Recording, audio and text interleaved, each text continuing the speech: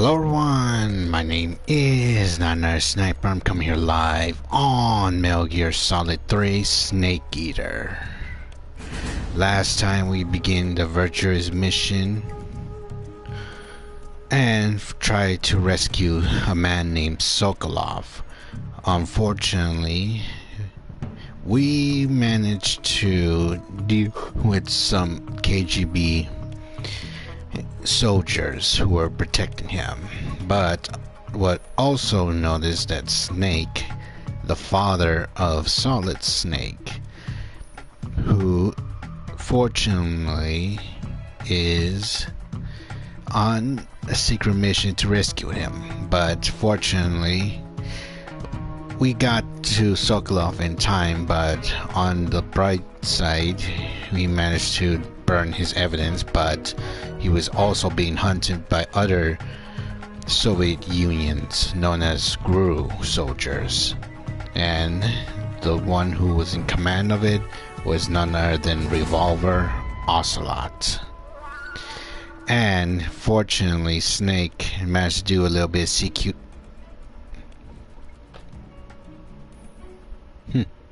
Hey, welcome in. So yeah, but anyways, Snake managed to do CQC on Ocelot and his units, but Sokolov managed to get away. However, in the turns of events, Snake's master, the boss, the leader of the Cobra unit, arrived and turned against him and betrayed the US and deflected to the Soviet Union. In the end, Snake got his arm broken and was thrown off the bridge. However, he managed to survive his injuries, but was still injured, of course. But in the end, the one who's really in charge of it was a man named Volgin, known as Thunderbolt. And in the end, he used a nuclear bomb, nuclear missile to destroy a facility to cover up his incidents and involvements. But now, Snake now recovers from the injuries he has taken. And what's the next plan of objective? Well, that's what we're about to find out. So, without further ado, let's get this over with and let's get this started. Because the virtuous mission was just a beginning, but now the real mission of this game begins now. So just give it a moment. Any second now.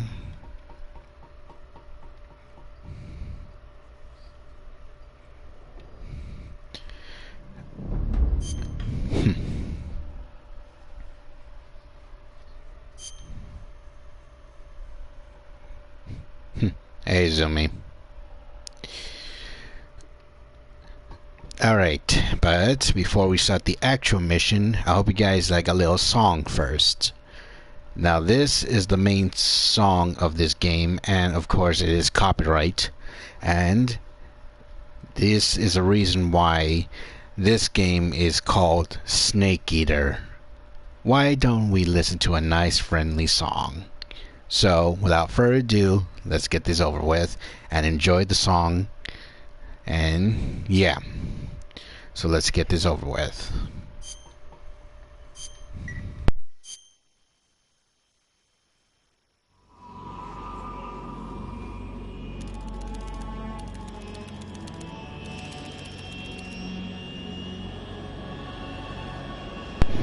Currently flying over the Arctic Ocean, altitude 30,000 feet, approaching Soviet airspace. Arriving at the designated drone launch point. Drone oil pressure and voltage are nominal. Payload oxygen supply is nominal. Power supply to payload antifreeze system shows no problems. No gusts. All systems go for drone detachment. Snake, we can't risk a halo jump this time around. Airspace security has gotten tighter since we were last here. We can't get as close to the ground as we did during the Virtuous mission. So instead, we'll be using one of our newest weapons. Snake, you're being given an honor on par with Alan Shepard. This is our last chance. Show your patriotism. If you fail, you'll be back in a hospital bed again, waiting for the firing squad.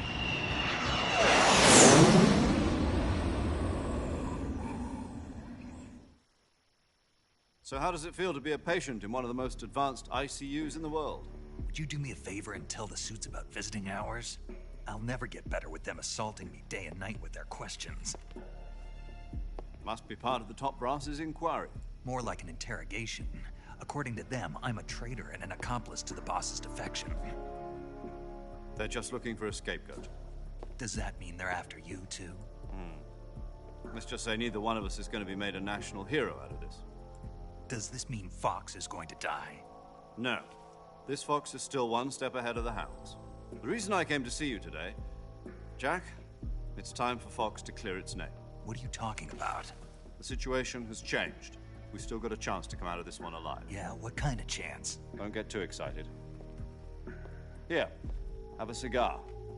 It's Cuban.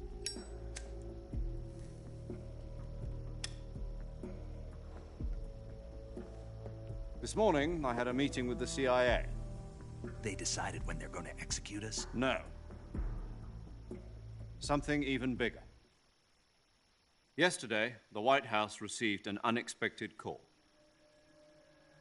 President Johnson? Yes, I hear you, Mr. Chairman.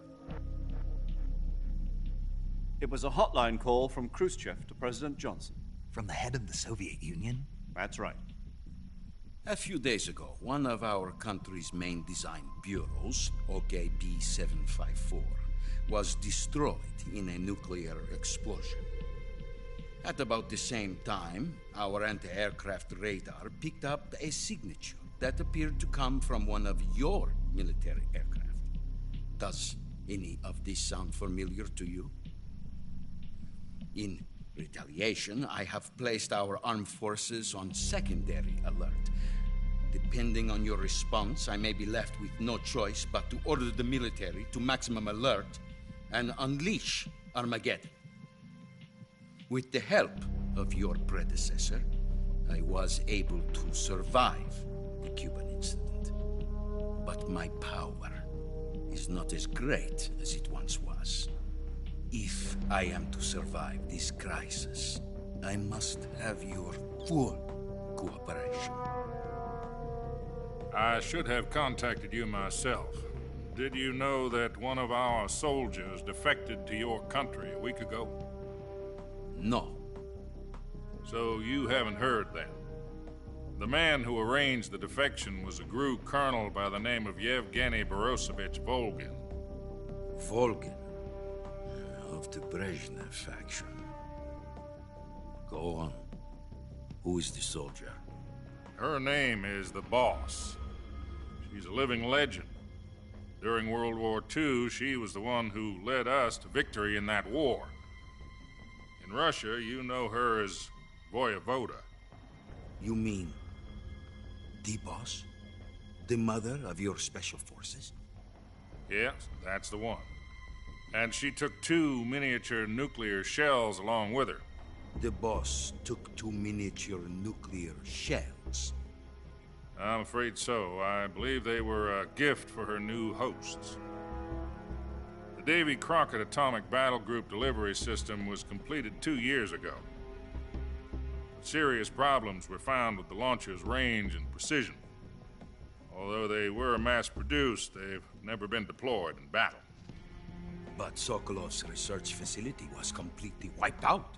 The whole area is polluted. I can only offer you my deepest condolences over this terrible tragedy. So, the Boss, with Colonel Volgin's help, stole 2 experimental nuclear shells and took them with her as gift when she defected. Then, shortly thereafter, Sokolov's design lab, a top-secret military research facility, was destroyed by one of these weapons. Am I right so far? Yes, that's correct. And the American government denies any involvement in the affair. Is that right as well? That's correct. We were not involved in any way. Then what was a U.S. military aircraft doing on our radar screen?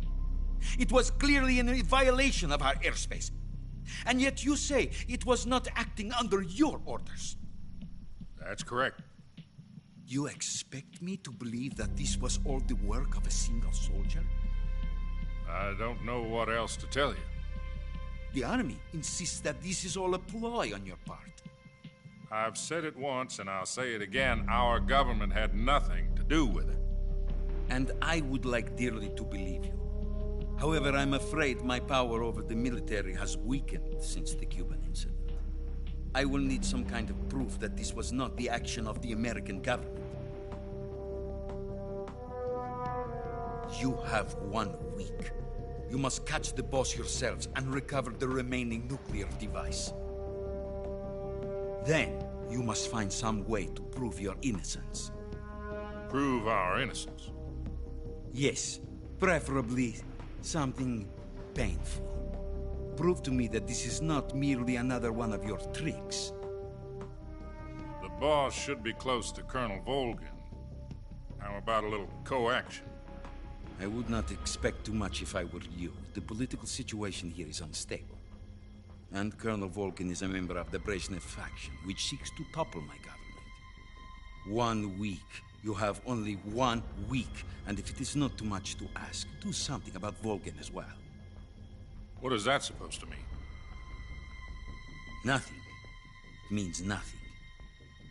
Call it a modest gentleman's agreement to ensure our continued relationship. What if we can't prove our innocence? Then I will be unable to restrain the military. I will be ousted, and they will seek their revenge.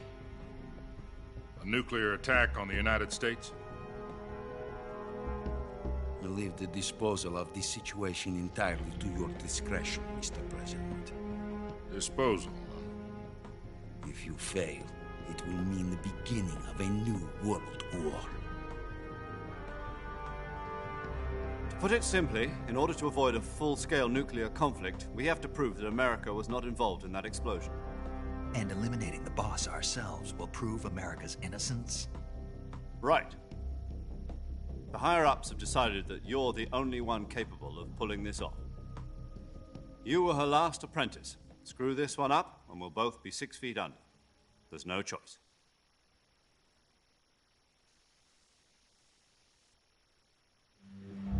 Are the Russians going to be helping us? The KGB has promised to lend us one of their communications satellites so that you and I can talk to each other. That's it? They've also put us in touch with a couple of insiders. Insiders? There was a defection in September 1960. Do you remember it? You mean the 2 NSA codebreakers who went over to the Soviet Union? Precisely. Since then, they've apparently been training with the KGB for exactly this kind of situation. Their code names are Adam and Eva. I've been told that Adam has infiltrated Volgin's ranks. I've also arranged for him to provide you with an escape route. You'll need to rendezvous with him when you get there.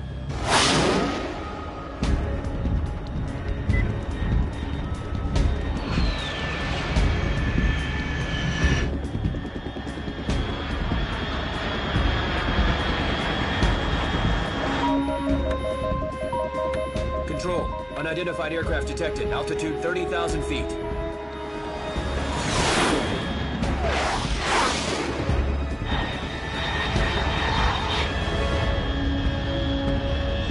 It's fast. Estimated airspeed exceeding Mach 3. Bearing south. I'm about to lose it.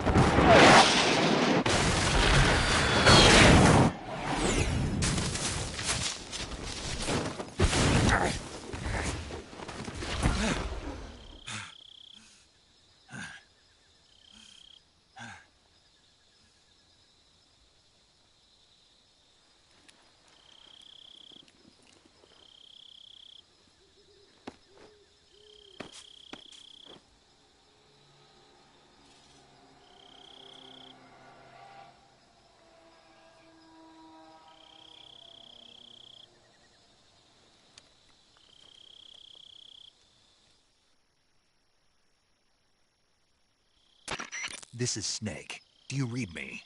Loud and clear. Glad to see you landed safely. I got blown pretty far off target. Snake, let's go over your mission objectives one more time. Rescue Sokolov. Find out what's happened to the Shagohod, then destroy it. And finally, eliminate the boss. Eliminate the boss. This mission will be codenamed Operation Snake Eater. Because I'll be taking on the boss in our Cobra unit, right? Don't forget about Colonel Volgin. I'm not a hired killer. I know, but that was the Kremlin's demand. Demand? You mean it wasn't just a request? What's it to us if the Khrushchev regime is threatened by the Colonel and his faction? If supporting the current regime helps us avoid a nuclear exchange, then that's what we'll do. And what are the CIA's demands? Our priorities are the rescue of Sokolov and the destruction of the Shagohod. Roger that, Major Tom. Hold on, Snake. What now? I'm changing my codename. It turns out Tom wasn't the most auspicious choice. What do you mean? Well, the truth is, when I chose my codename, I picked the wrong one. The wrong one? Did you ever see the movie The Great Escape? It came out last year. Oh, must have missed that one. Anyway, it's based on a true story about prisoners who escaped from a POW camp in Nazi Germany. The prisoners dig 3 tunnels as part of their plan, but the Nazis find 2 of the tunnels before they're finished. The prisoners succeed in escaping by using the last remaining tunnel. The names of those 3 tunnels were Dick, Harry, and Tom. I get it. You used the name of the tunnel they escaped in as your code name because you thought it would bring you good luck. Yes, that's exactly right. At least, that was the plan. But I got the name wrong. The one they escaped in was Harry. Tom was one of the unlucky tunnels. It was discovered by the Nazis before it was finished. I watched the movie again just to make sure. In fact, I even ordered the actual film from the movie company. yeah, it doesn't sound like the greatest name to use. So what should I call you? You know, let's just use Zero, like we've been doing all along. All right then. Major Zero it is. We'll start over from square one. From square 0. My frequency is 140.85. Oh, I almost forgot. Paramedic is with us again on this mission. Is this her last chance too? If we fail, she'll have her medical license revoked. It's more or less the same kind of fate. Her frequency is the same as during the Virtuous mission, 145.73. She'll be recording your mission data as well, just like the last time. That frequency is also the same, 140.96. And there's one more person on your support team.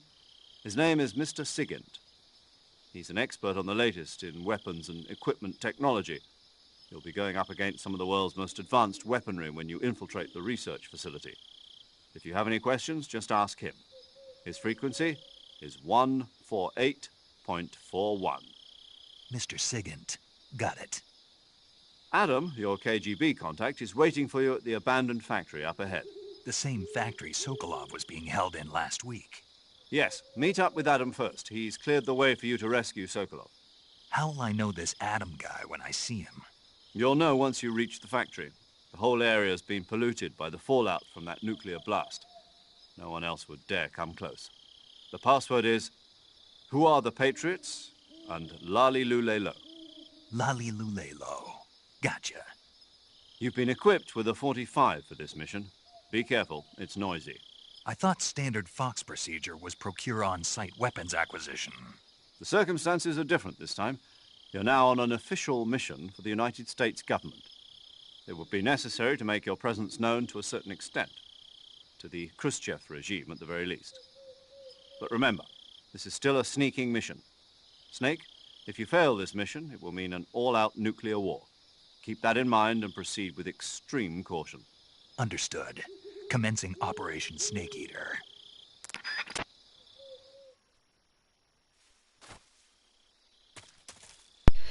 Okay then, now we're back and Snake is fully recovered. But let's make a few codec calls just to be sure on the safe side. Snake, your first task is to meet up with Adam, the contact provided by the KGB. The rendezvous point is the abandoned factory to the north of your current position. Head north. The abandoned factory. That... Like the Virtuous mission, Operation Snake Eater is a solo sneaking mission. There are no units in the field to back you up. Avoid engaging the enemy whenever possible. Your first priority is to remain unseen. Use the camouflage option in the survival viewer and choose your camouflage wisely. Proceed with caution. Unlike the Virtuous mission, this is a night operation. You'll get lost more easily in the dark, but it'll also make your camouflage more effective and make it harder for the enemy to see you. On the other hand, it will also be more difficult for you to see them. You'll also find that different animals are active. Some of these nocturnal animals are poisonous, so stay alert. Paramedic is with us again to provide information on the local plants and animals. Give her a call if there's anything you need to know. Operation Snake Eater is different from the Virtuous mission in that you won't be able to complete it in just a few hours. The time limit set by Khrushchev is 1 week. Within that time, you'll have to rescue Sokolov, defeat Volgin, destroy the Shagohod, and... I know. Good. In any event, you'll not be allowed to return until you've accomplished your objectives. Survival in the field will be critical in this mission, and the most important survival technique of all is, of course, finding food. You can get food in the same way you did during the Virtuous mission, by capturing it. The enemy presence in that area is still light. You should try and get as much food as possible while you can. Thanks to last week's nuclear incident, the Soviet Union is now on secondary alert. We're one step away from a nuclear war. DEFCON 2, huh? In American parlance, yes. From what Western intelligence has been able to gather, the radical elements in the Soviet command are showing signs of impatience. They say we're on the brink of World War III here. And with Khrushchev's position getting weaker every day, I worry whether he'll be able to hold them back. 1 week. Yes. America must eliminate the boss by its own hand to prove its innocence. There is no other way to resolve the crisis. Everything rests on your shoulders, Snake. Failure is not an option. I know. Major, what should I do with this wreck of a drone? Just leave it there. Are you sure? Yes. But isn't this thing top secret? Yes, it is. After the U-2 spy plane incident 4 years ago, plans were laid out for future spy missions in Soviet airspace to be carried out by an unmanned craft. That craft was the D-21 spy drone, the basis of the one you came in on. The D-21 is launched from a craft called the M-21. The M-21 itself is a derivative of the A-12, a supersonic long-range spy plane currently being developed as the successor to the U-2. However, for this mission, we used a modified YF-12A, a long-range interceptor version of the A-12. After being released from the mothership, the drone can achieve speeds upwards of Mach 3 at high altitude using its ramjet engine. It can't be shot down by ground-to-air missiles, and it's nearly undetectable by radar. With Selinoyarsk in such a high state of alert after our last escapade, this was the only reliable way to get you in. This is all top-secret military technology. Are you telling me I'm supposed to just leave it here? That's right. Why? The purpose of Operation Snake Eater is to send an American agent into the field in order to eliminate a defector and traitor, namely the boss. Part of that mission involves making sure the Soviets find out what we're doing. So we have to leave behind some kind of evidence that the U.S. was involved. Don't worry. The technologically sensitive components of the craft were rigged to self-destruct when it landed. The only thing the Soviets are going to find is a pile of American-made scrap metal. Got it. Just one thing, though. What is it? I think they'd better redesign the landing impact buffer. People are going to get hurt landing that thing. I'll let them know. Major, I appreciate you allowing me to use weapons, but shouldn't I be carrying some rubles? You mean fake currency? Right. Snake, do you remember the Francis Gary Powers incident back in 1960? Powers was flying a U-2 on a spy mission for the CIA in Soviet airspace.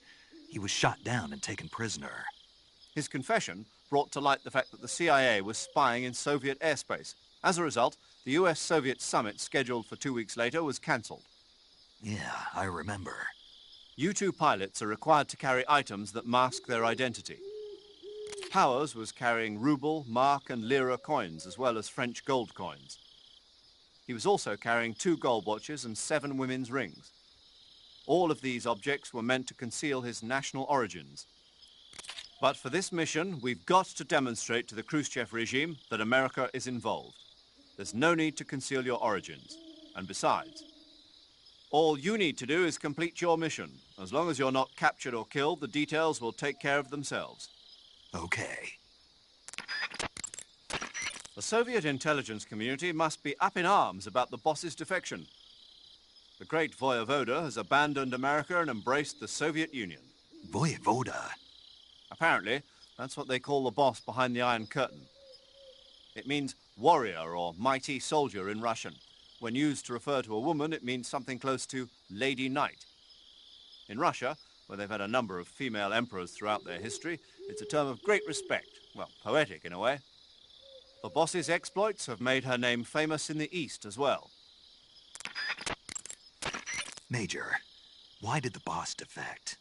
I don't know, but I will tell you this. America is all too eager to get rid of her. What do you mean?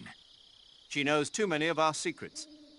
If she were to relay all the top-secret information she knows to the Soviet bloc, it would put us at a severe disadvantage. It might even lead to the downfall of the West. Even if we survive, the boss is still too much of a hero to us. With her in the Soviet camp, we'd suffer a fatal loss of morale at home. There are even whispers that some of the less stalwart elements of the military might follow her example and defect themselves. I assume you're aware that since your last mission, several key figures within the CIA have been placed under house arrest. Yeah. The loss of the boss has been a painful one indeed. What about you? Me? I still can't believe it. As a comrade, I would have placed my trust in her before my own family. But now that I think about it, the boss always seemed to have an aura of mystery about her. I never would have expected it to manifest in this way, though. Oh, well, it won't do to get all misty-eyed about it. She's an enemy now, worthy of nothing more than our contempt. Understood. Major, tell me a little bit more about the space race. In 1957, the Soviet Union succeeded in launching their first artificial satellite, Sputnik, into orbit. Having been beaten to the chase by the Soviets, the US government accelerated its own space program in an effort to catch up. The following year, the space development programs of the various service branches were united to form the National Aeronautics and Space Administration, or NASA. That same year, the Mercury program was launched with the goal of putting a man into space. 7 candidates were chosen from the military as the first astronauts. These were the men with the right stuff. But as you know, it was a Soviet cosmonaut, Yuri Gagarin, who made the first successful manned spaceflight 3 years ago.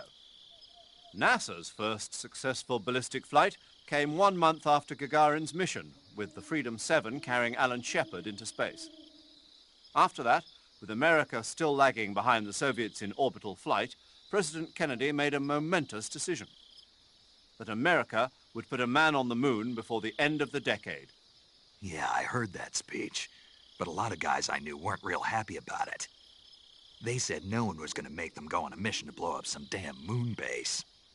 But rocket research and missile research are closely related. Imagine, if you will, a Soviet Union able to send wave after wave of nuclear missiles raining down on Washington from a base on the surface of the moon. Even if that's still a long way from reality, if we lose the initiative, we may never get it back. We're left with no choice but to keep moving forward 1 step at a time. The Gemini program, launched 2 years ago, represents the initial step towards establishing a moon base. And yet, I don't want to call President Kennedy a liar, but I simply can't imagine that in 6 years man will have reached the moon. I don't know. I never even thought we'd make it up into space. I guess it all depends on whether you have the will to make it happen. Perhaps you're right. Snake, let's go over the controls for CQC 1 more time. Press the CQC button. Snake, camouflage and...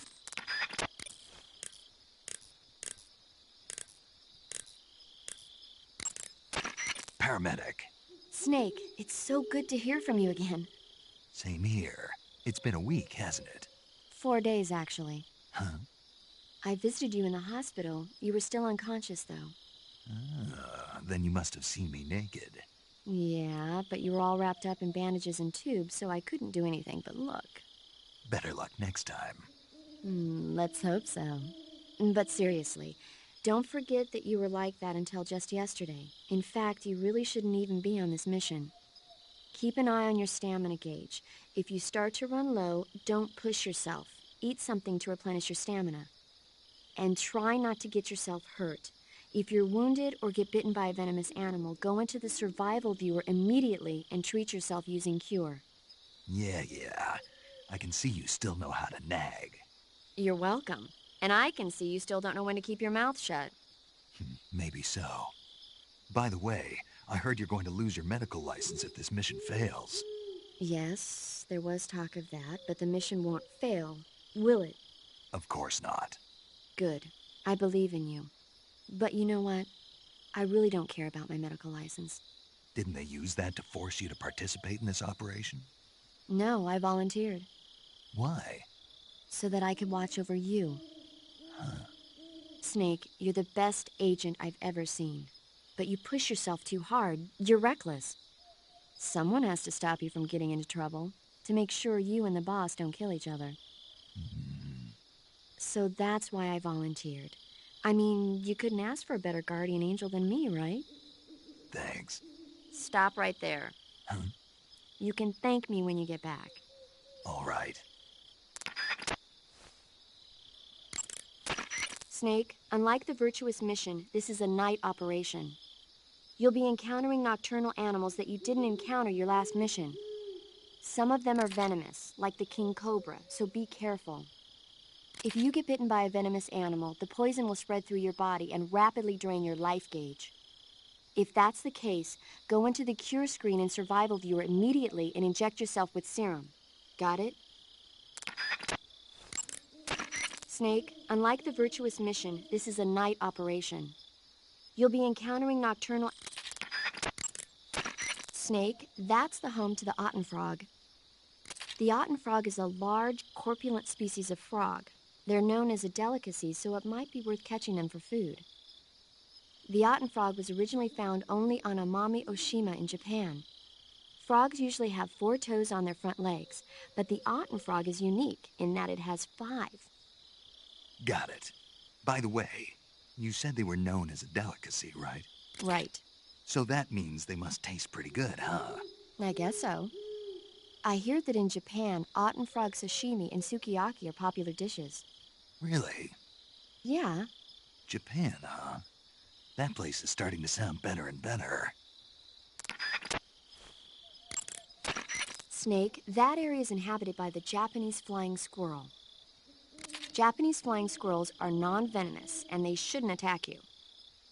The head, front legs, hind legs, and tail of the Japanese flying squirrel are connected by a membrane of skin, which allows the squirrel to glide from tree to tree. It says here that if it catches a good wind, it can fly more than 100 yards. Sounds like it's going to be tough to catch one. So, aren't you going to ask me? You know it. How does it taste? Not sure. Not sure. The guy doesn't say anything about it. Why not? Gee, maybe it's because no one would ever think of eating a flying squirrel. Then I must be the first one. Maybe you are. Eat food to recover stamina. When you're bitten by a venomous... You should be able to find Russian oyster mushrooms in that area.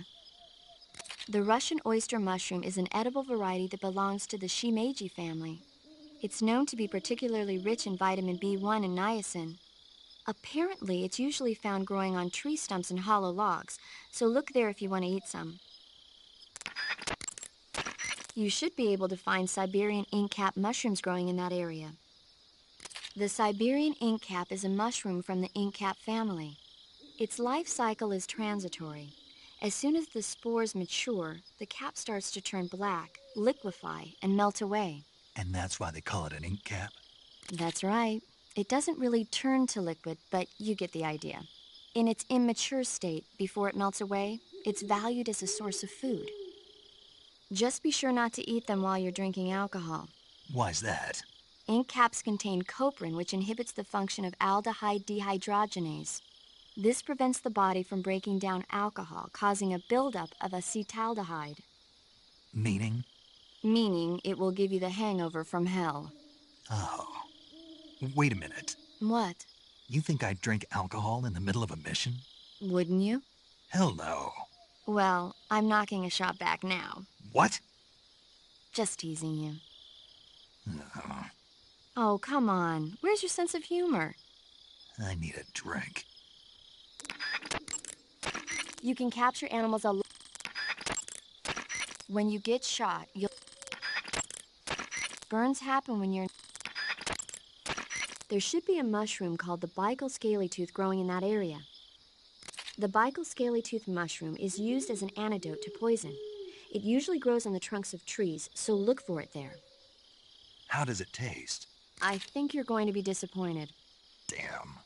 Oh, quit your whining. You know what they say, good medicine tastes bitter. When you get... You'll find... There should be an herb called Chinese plantain growing in that area. The Chinese plantain is an herb that resembles a plantain root. The leaves and seeds contain large amounts of aucubin, choline, and tannin. When you mash it up and apply it to a wound, it helps stop the flow of blood and eases the pain a bit. The Chinese plantain becomes a styptic when you pick it up. If you see one, don't forget to take it with you. Snake, Snake, I think there's a plant called Slav horehound growing in that area. Slav horehound is an herb in the horehound family. It contains large amounts of diterpene, flavonoids, and alkaloids, which give it strong germicidal properties. If you find one, it should make a good disinfectant. To eat... Snake, you should be able to find ezocomfrey in that area. Ezocomfrey is a plant in the comfrey family that's found only in Selenoyarsk. If you find one, you can use it as a cast to treat broken bones. How can a plant be turned into a splint? The roots of the ezocomfrey are extremely sticky. You can use them as a kind of plaster cast to fasten the affected area in place. I get it. There's an herb called the Amur kudzu growing in that area. Amur kudzu is a member of the bean family and a close relative of the kudzu weed. The roots contain a number of isoflavones such as daidzein, which give it strong fever-reducing properties. It'll make a good cold medicine if you find some. Cuts happen when you get... You'll suffer... That area is home to the particular... You'll find a... Paramedic. What's up? Are you a medic or a doctor? I'm a well-respected physician, or I was until I joined the CIA. How is your reputation? My what? Your reputation. Oh, that. How was it? Why? Don't you trust me? That's not what I meant. Fine then. Uh-huh. So? So what? Your reputation, how was it? My, you're relentless. Hey, I'm a snake. So? My reputation was spotless. I'm highly skilled, patient, and good-looking to boot. Everybody wanted to see me.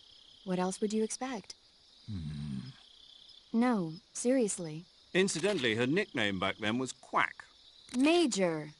Is that true? Is what true? About your nickname. No. Well, maybe a few people did call me that. So you were a quack? No. Well, yes and no. I mean, in a sense I was, but then again I wasn't. Snake, her skills as a doctor are beyond reproach. You have my word on that. Yes, that's exactly what I was trying to say, Snake. Then why did they call her Quack? It's because she... Never mind that. It doesn't matter. We've got a job to do and we have to stay focused. Besides, my past doesn't have anything to do with the mission and... Because she never shuts up. Yes, that's it. No, that's not it. Snake, tell him that's not true. Say something. I'd better get back to the mission. Yes, you do that. Just a minute. Snake, don't you hang up on me. That area... Food poison... Snake, whatever happens to you, make sure you leave a descendant, okay? Are you saying you want to have my baby? No. I'm saying that in the 21st century, the genes of soldiers like you are going to be in high demand. Genes? Uh-huh. Remember when Watson and Crick discovered the double helix structure of DNA back in 1953? No. You know, they won the Nobel Prize in Medicine for it the year before last. Of course, you have to feel sorry for Pauling and Franklin. They were researching the exact same thing. Sorry, I don't follow. Inside every living creature are little blueprints called genes. Through the union of the sperm and egg cells, these blueprints are transformed and inherited by the next generation. That's why parents and children resemble each other. The concept of genes was first proposed over 100 years ago by Mendel, but he didn't know what they were exactly. For a while, it was thought that chromosomes were composed not of deoxyribonucleic acid, but of proteins called polypeptides. Later, it was shown that deoxyribonucleic acid, or DNA, was a biological macromolecule. Then 11 years ago, Watson and Crick discovered that DNA had a double helix structure. Yeah, this is all fascinating stuff, but what exactly does it have to do with me?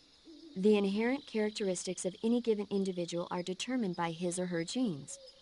By duplicating a set of superior genes, a separate body with the same set of characteristics, a clone, can be created. But genes don't control a person's fate. That's true, but having an offspring that's genetically identical to the parent is more efficient, right? You can expect better results that way. More efficient? You can't mass-produce human beings. Maybe, but now that we know the true nature of genes, human cloning is that much closer to reality. Nuclear transplanting is already theoretically possible, so one day... My genes are going to be a valuable commodity. Exactly. They'd never let that happen. Just think, even if your body dies, you survive and go on to bigger and better accomplishments. If you think about it, it's kind of an honor. Does that kind of technology seriously appeal to you? Well, I am a doctor. I can't condone it on moral grounds, but I'm fascinated by the possibilities. Especially when I see such an excellent specimen as yourself. Yeah, well, thanks for the compliment, but it doesn't make me feel any better. Don't be so glum. It's not like it's going to happen anytime soon. We'll just have to wait and see. Snake, that...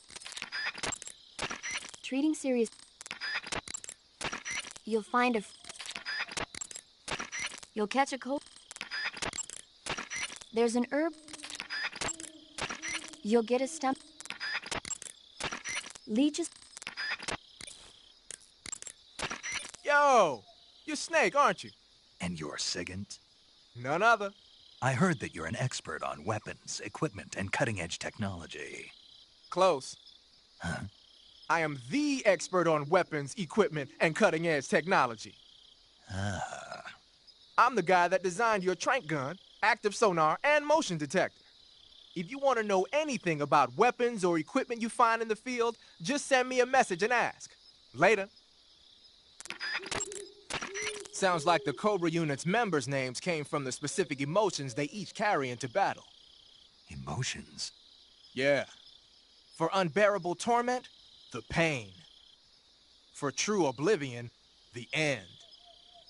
For infinite rage, the fury. For absolute terror, the fear. And for unsurpassed bliss, the joy. The joy? It's another name for the boss, because of the joy she feels in battle, I suppose. Ah. During the war, she had a partner named the Sorrow. Sorrow and joy. They say there couldn't have been a more perfect pair. The Davy Crockett's that the boss took with her when she defected are mortars that fire nuclear warheads. They're named after Davy Crockett, the hero who died defending the Alamo in the Texan War of Independence. Remember the Alamo? That's right. The warheads are equivalent to between 10 and 20 tons of TNT. Every building within 150 yards of the hypocenter is completely obliterated. But the warheads the boss had with her were some kind of experimental super bomb, so they're actually even more powerful than that. I don't even want to think about what would happen if she used it again. Snake, you know what you have to do. Yeah, I know.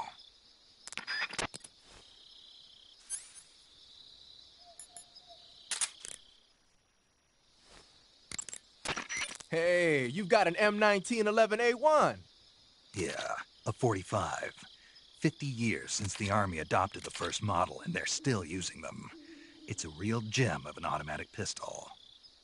But aren't you gonna need more than just one little handgun? Not at all. When you're in a tight spot or fighting in close quarters, sometimes a handgun works better than a rifle. And if I equip a knife at the same time, I can instantaneously switch over to hand-to-hand combat. I see. You're wearing the tiger stripe pattern camouflage, huh? Tiger stripe is a forest camouflage. As you may have guessed by the name, it mimics the stripe pattern on a tiger's coat. It was originally worn by South Vietnamese Marines. Then it caught the attention of an American military advisor, and now they're thinking of introducing it into all kinds of special forces units. It works best in places with lots of trees and grass, but it should blend in with dirt and mud, too. You mean you're not wearing any face paint? You can take off your face paint by selecting No Paint from Face. Just select No Paint when you want to skip wearing any face paint at all. But your camo index is never going to be as high without face paint as it is with it. Unless you want the enemy to see you, you ought to be wearing face paint. Pattern clothing, face paint, tactical movements. These are the elements of camouflage that will allow you to deceive your enemy. To camouflage yourself, first press the start button to check out. Your field uniform is not just a set of threads to wear. To get the max effect out of your camouflage, you gotta correspond with your environment. So no matter where you are, make sure to choose a camo pattern that lets you blend in. Covering your body is a good start, but a bare face will kill even the best camouflage. If the situation calls for a high camo index, you better break out the face paint. To apply the camo I heard you fought against KGB troops in the Virtuous mission, but this time you're up against Spetsnaz. Spetsnaz is the Special Forces unit of GRU, the intelligence wing of the Soviet Defense Ministry's General Staff Office. Spetsnaz troops undergo rigorous training in all types of special ops, from assassination and demolition to intelligence gathering.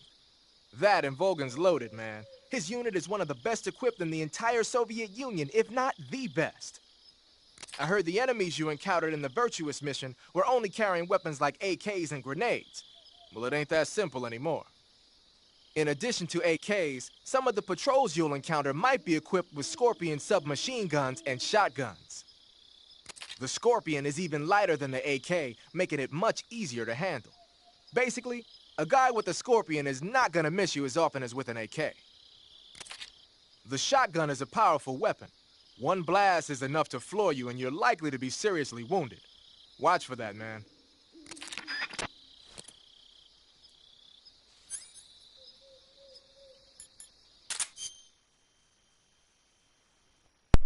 Okay, I think that's enough lessons to be heard.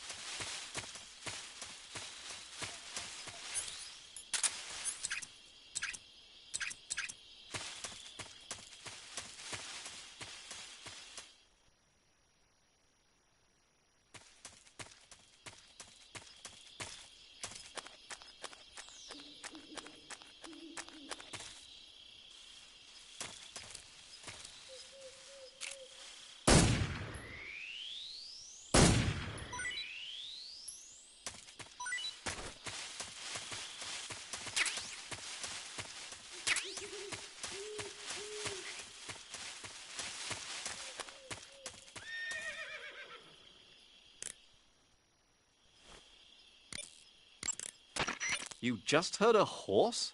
Yeah, You sure it wasn't something else? I know a horse when I hear one. Paramedic, are there any wild horses in Selino-Yask? Do you really expect me to say yes? No. So what should I do? There's only one way through that area. All you can do is move forward. Head towards the sound of that horse. It came from the north. Be careful.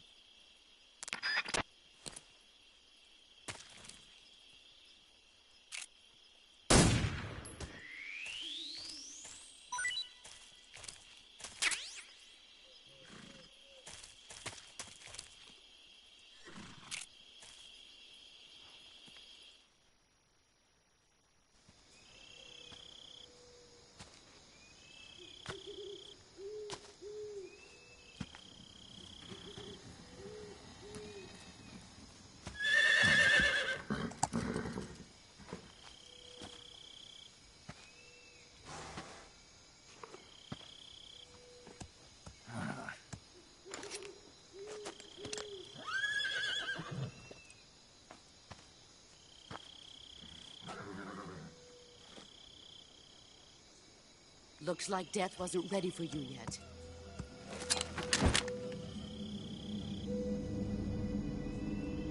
Boss, That arm still hurt? what are you doing here?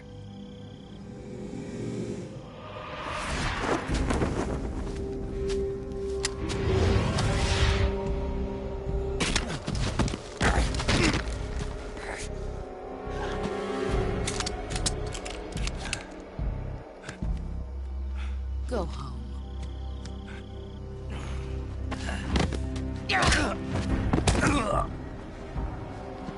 Go home. Gru and my sons are waiting up ahead. You don't have a prayer of finishing your mission. You're not even armed. Boss!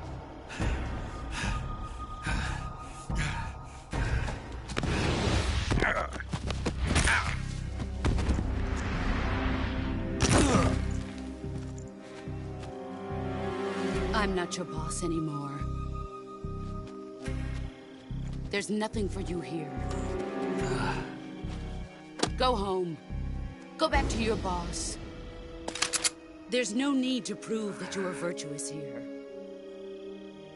This isn't America.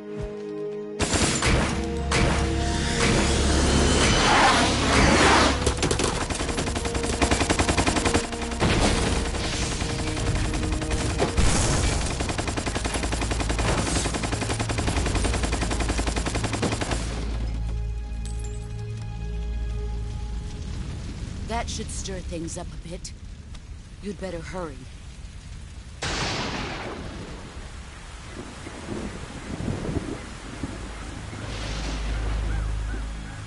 The border is 60 miles south of here. You ought to be able to run that far.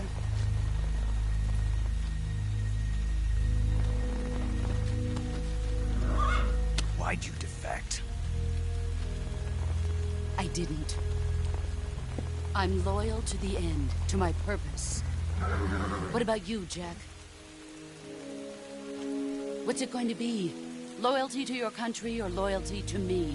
Your country or your old mentor? The mission or your beliefs? Your duty to your unit or your personal feelings?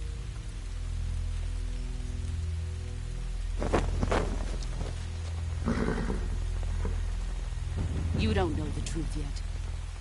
But sooner or later, you'll have to choose. I don't expect you to forgive me.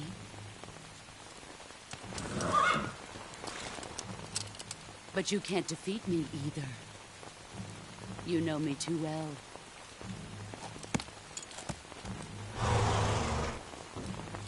Just look at that bandana. If you can't put the past behind you, you won't survive long.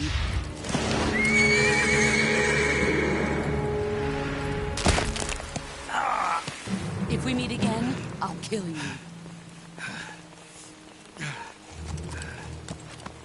Now, go home.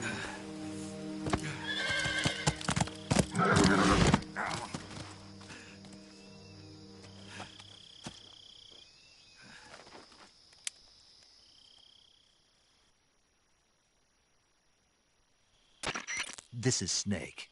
Major Zero. I read you, Snake. I was ambushed by the boss. You were what? The drone's been shot to hell. It's up in flames. That's not good. Enemy scouts are going to come looking for you. Yeah, I know. But what was the boss doing here in the first place? There's got to be a leak somewhere. No, that's impossible. The man the boss is working with, Volgin, isn't exactly on speaking terms with Khrushchev. I lost my gun. The boss destroyed it. Snake, I know how you're feeling. It's hard for me to believe, too, that a legendary hero like the boss would go over to the Russians. That she'd double-cross us like this. But that's how it is, and if you don't accept it, you'll never be able to beat her. That's not the problem. In terms of sheer technique, I'll never be able to beat her. I know that all too well. You've got to do it, Snake. She's your enemy and your objective. Enemy? We were together for 10 years, and now you tell me she's my enemy? Enough. Hurry to the factory where Adam is waiting. Scouts have probably already been sent out to investigate the explosion. You've lost your weapon, right? That means you've got no chance of winning in a battle situation. Whatever you do, don't let them see you.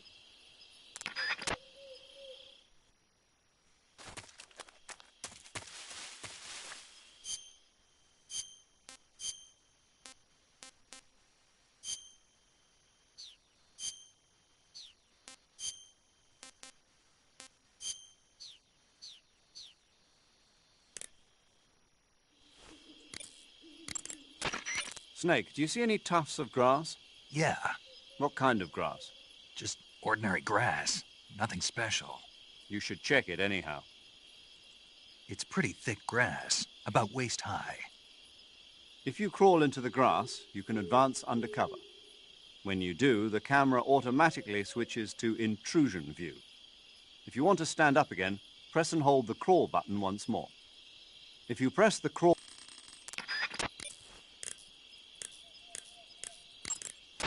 I see you caught yourself a green tree python. The green tree python isn't venomous, so no need to worry. It's fairly docile, too, so I don't think it's likely to attack you. The green tree python originally comes from Australia and New Zealand. It's a really pretty green color, and it lives... Oh my god. What's wrong? Snake, what did I just say? They come from Australia and New Zealand. No, after that. They're a really pretty green color. I thought so. What was I thinking? Seeing a snake and calling it pretty? What's wrong with that? Everything. When a normal woman sees a snake, she's supposed to scream or get sick or something like that. And you think you're normal? What was that? Nothing. Oh, it's all your fault. Jeez, I'm sorry. But enough of that. What do you mean, enough of that? This is serious. No, I just wanted you to tell me how it tastes. How should I know? Ugh.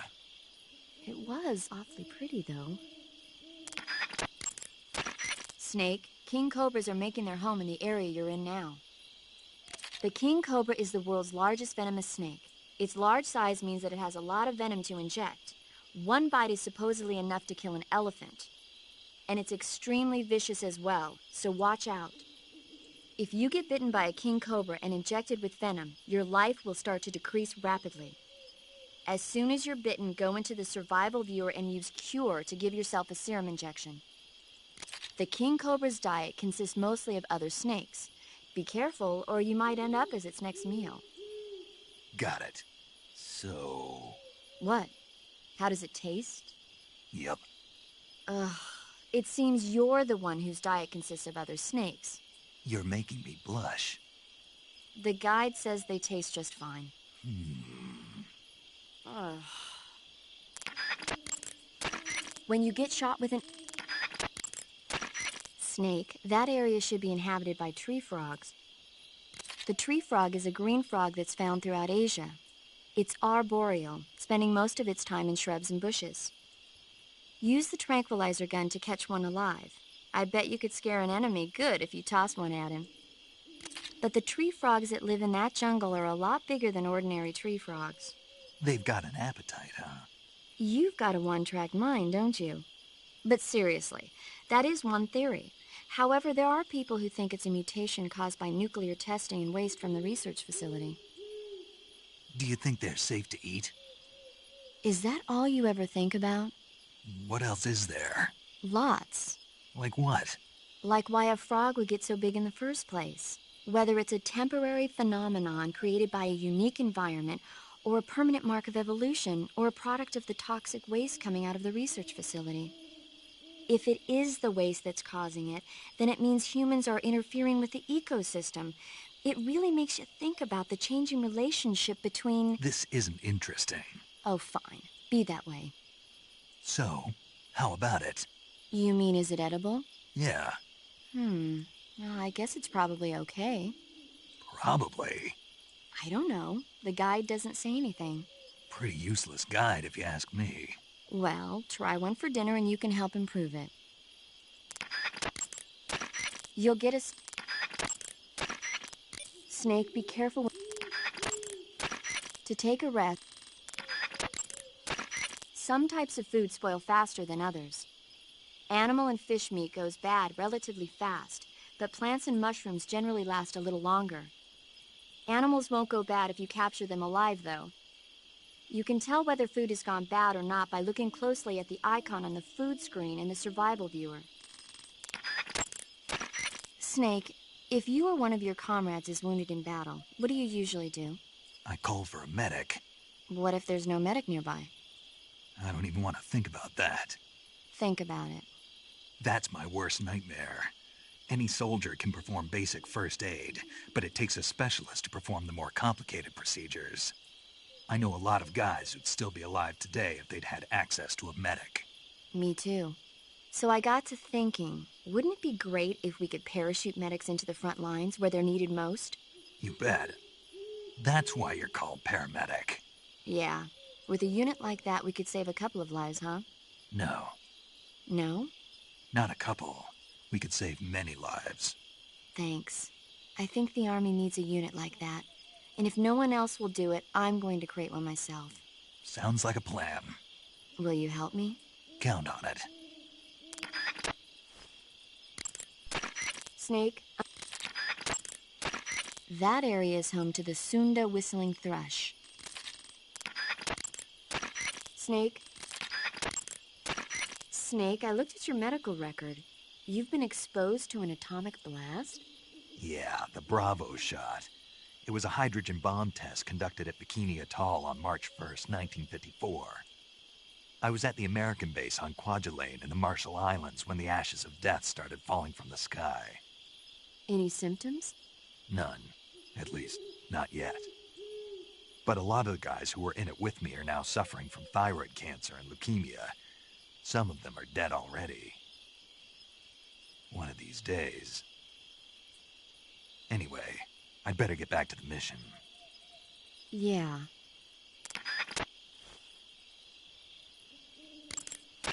Snake, that... Snake, unlike the virtuous... You'll suffer broke...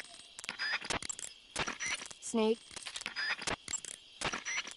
Snake, do you know what epinephrine is? What's with the questions? Well, do you? No. Also known as adrenaline? Never heard of it. Really? Nope. I have. Good for you. Do you want to hear about it? Not really.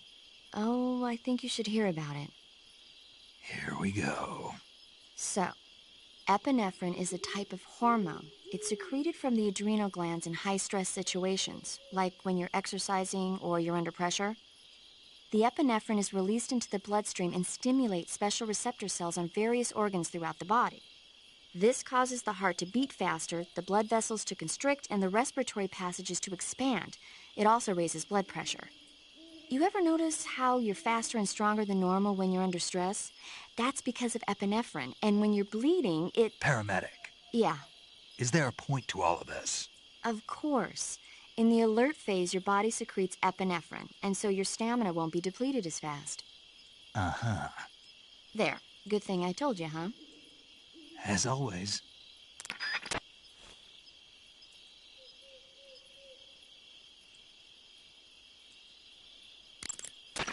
If you have any questions about stamina or healing, just ask me. I'll tell you everything you need to know. It'll have to be over the radio, though. So you won't be able to see me naked, then? Yeah, I'm devastated. But I'll bet that 50 years from now, you'll be able to see who you're talking to on the radio. I'll be retired from active duty by then. I don't know. Somebody somewhere might just decide to give you a call. Wouldn't surprise me. Let's both pray that never happens. Snake, unlike the Virtuous mission, this is a night operation. You'll be encountering nocturnal animals that you didn't encounter your last mission. Some of them are venomous, like... To take a rest, all you have to do is save and exit the game. The next time you load your...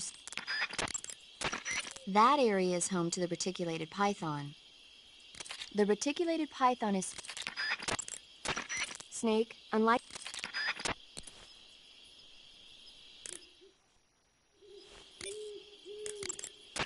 Wearing the leaf pattern camouflage, are you?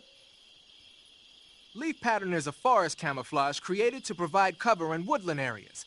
Now that our involvement in Vietnam looks set to expand, they're thinking about adopting it for official use. It'll help you blend in, especially well when you're hiding in the bushes. So...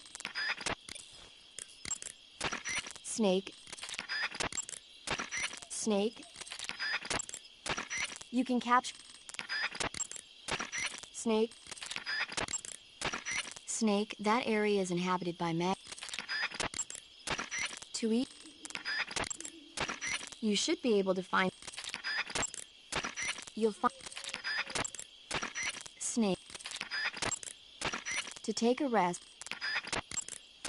Snake. To eat... Some types of... That area... Treating... You should...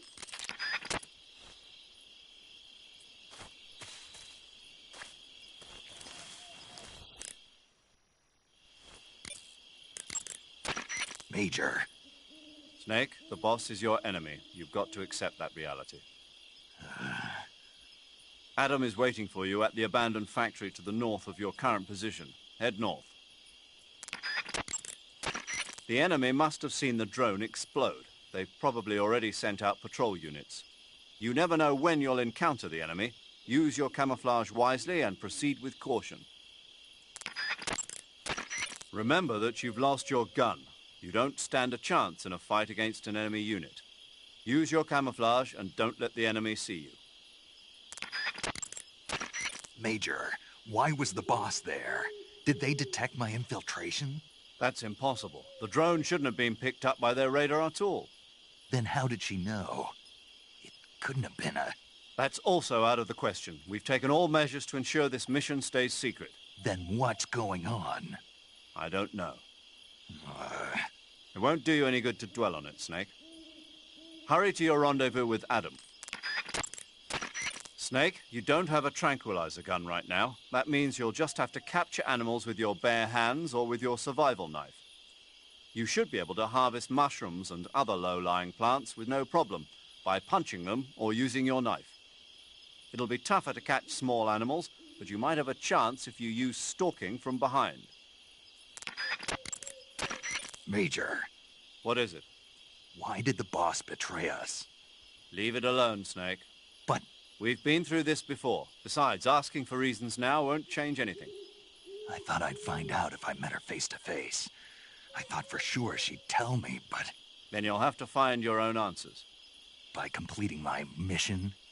Yes.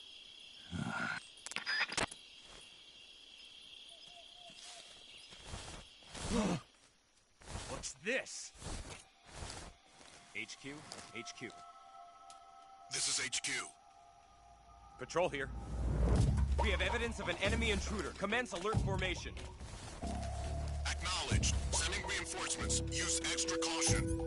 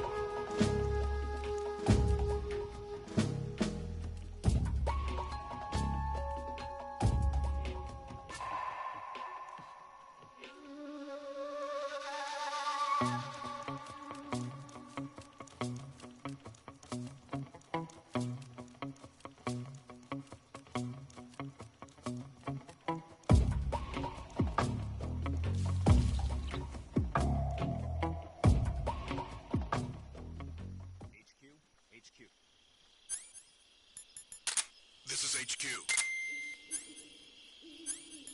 Patrol here.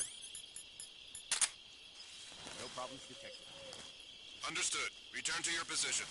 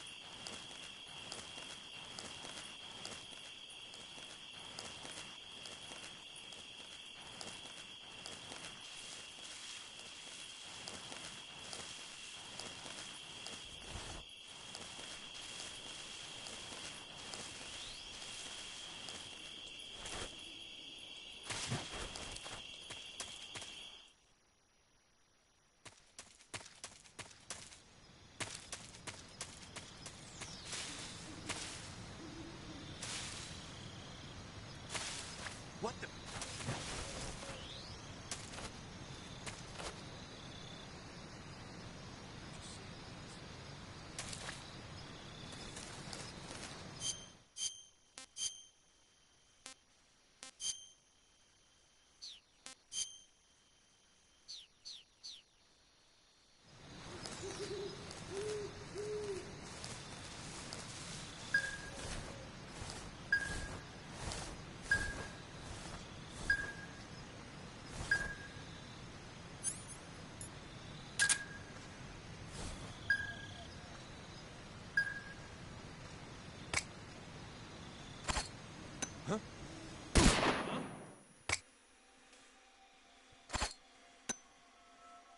Where'd he go?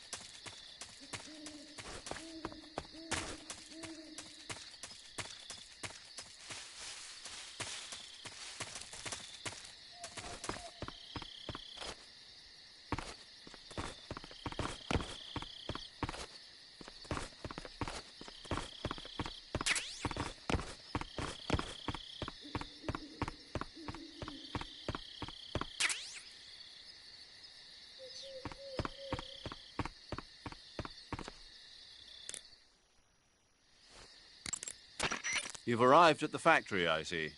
Yeah, now to meet up with this Adam guy. Good. Go to it. So where is he? We weren't given an exact location. How about a time? Nothing was specified.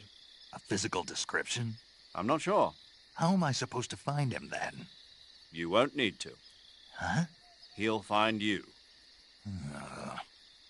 Why don't you try the room to the northeast where you met Sokolov? Adam might be in there.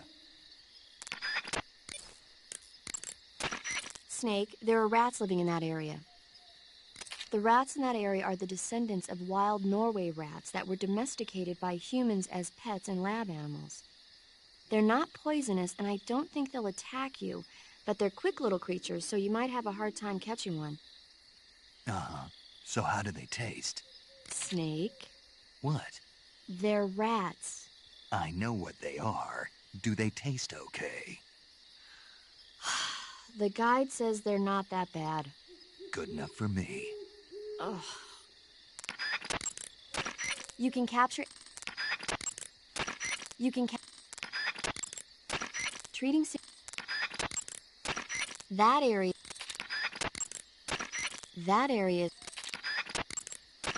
Snake, there are rats living in that area. The gauge below...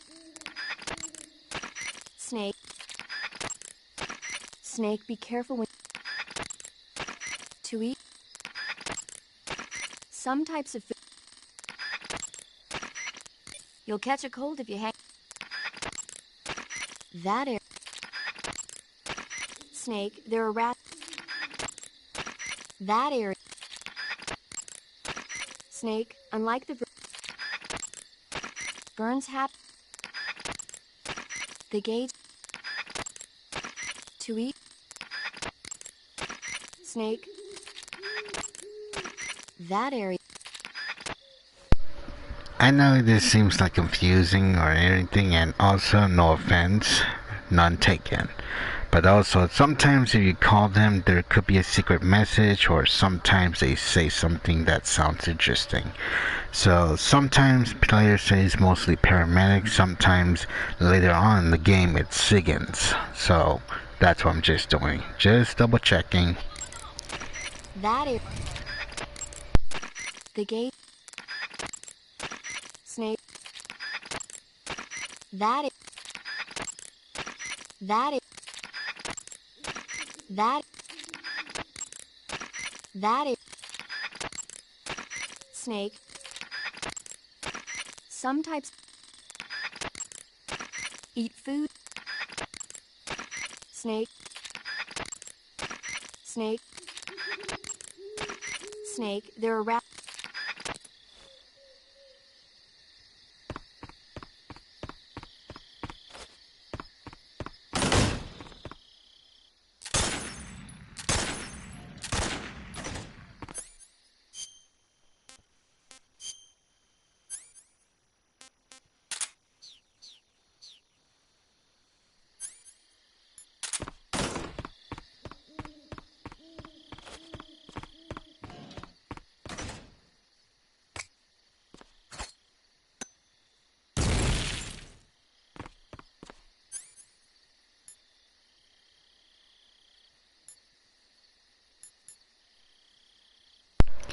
Yeah. But hey, if you want to learn more about this game, you need to eventually find out more interesting stuff, since you technically missed some. That's why I'm trying to get the secret message to be revealed, but it takes like a couple calls to do it. That's why you guys skip it, because mostly they just say the same lines over and over again.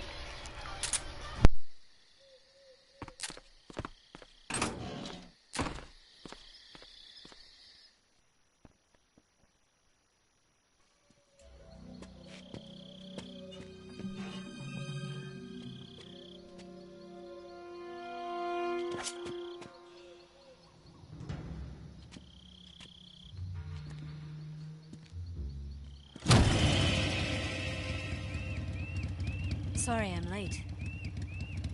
Cut the engine. They'll hear us. Are you the agent they sent? Are you Adam? I thought you were supposed to be a man. Adam couldn't make it. All right, say the password. Who are the Patriots? Who are the Patriots? Answer me!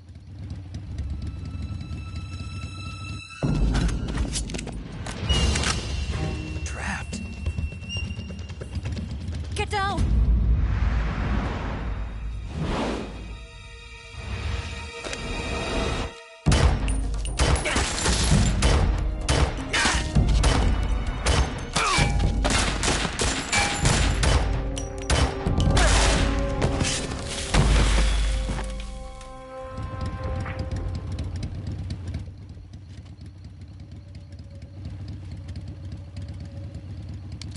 There is your answer.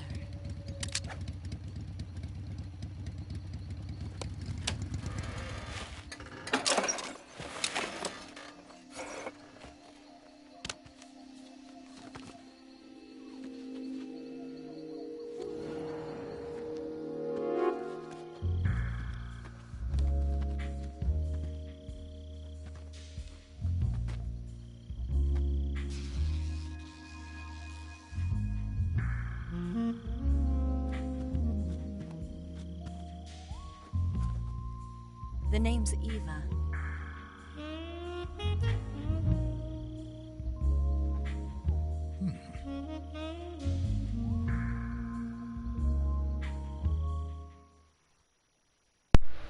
Yeah, that's not gonna work on me. I know what she's trying to play, but it's not gonna work on me. This wasn't part of the plan. What happened to Adam? What's your code name? It's Snake. Snake, huh? Well, I'm Eva. Are you here to tempt me?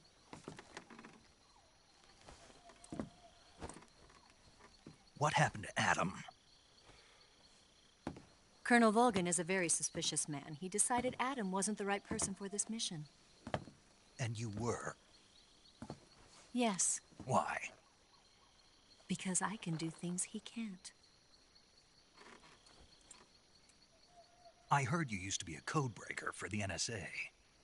I was. 4 years ago, I defected to the Soviet Union with Adam. Mauser military. The broom handle. It packs quite a punch. Nice to have when you're on a bike. You held it sideways and used the muzzle jump to create a horizontal sweep. That was impressive. Bet you've never seen that technique in the West. It's imitation, isn't it? Yeah. It's a Chinese Type 17 pistol. Around here, even that's hard to come by. Don't worry, though. The one I've got for you is American-made. Now listen to this gun, because this is no ordinary gun. 45, huh?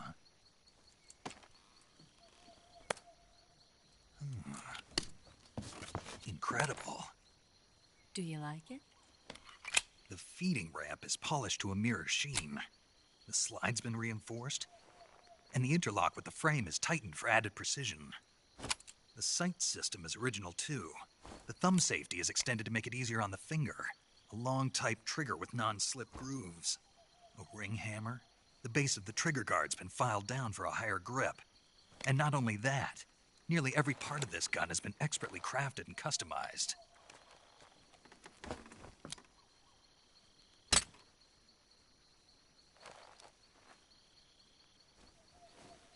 Where'd you get something like this? I grabbed it from a Western munitions armory. It probably used to belong to one of your officers, and there are more where that came from.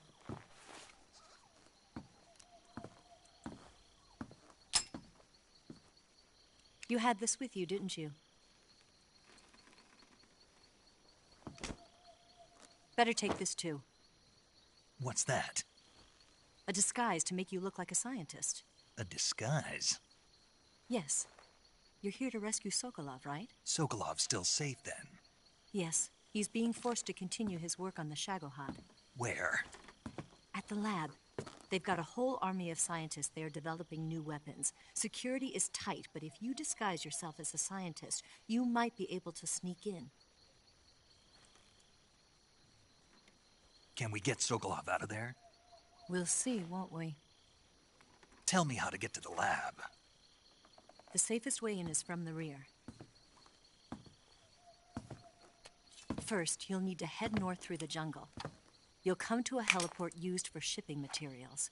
Pass the heliport and continue north, and there will be a large crevice. Descend into that area and you'll reach a cave. Move through the cave and you will arrive at a mangrove swamp. After the swamp, there'll be a warehouse. Make your way through the warehouse and you'll come out just south of the lab. Got it. And just what are you doing there?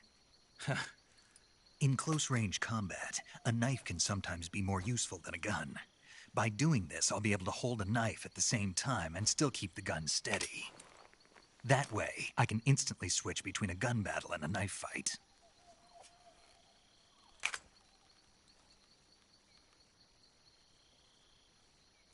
Right, let's get going. Wait a minute. What now? You must be tired. Why don't you take a little rest? I'll be fine. You'll never make it in your condition. It's a jungle out there. There's still an hour before dawn. It's dangerous to be out in the jungle at night without a guide. What about you? I have to get back. I can't be gone for too long. They'll start to suspect something.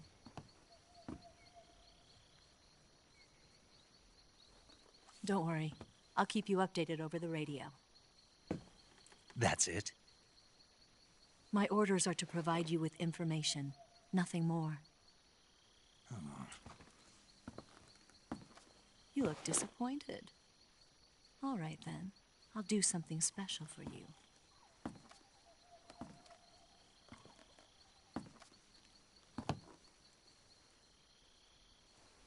I'll stand watch until dawn. Now be a good boy and lie down.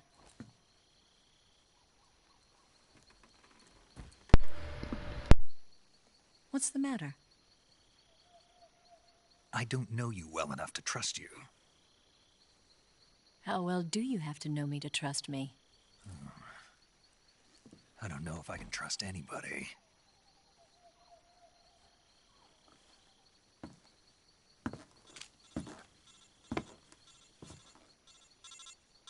Gonna get that?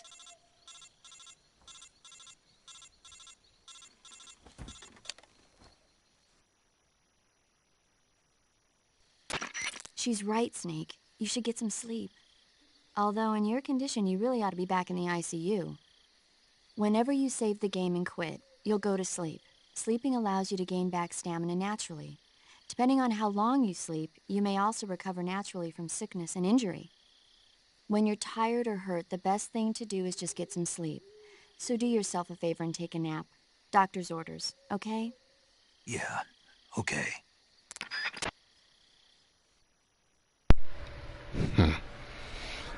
At least on the bright side, I got a new gun.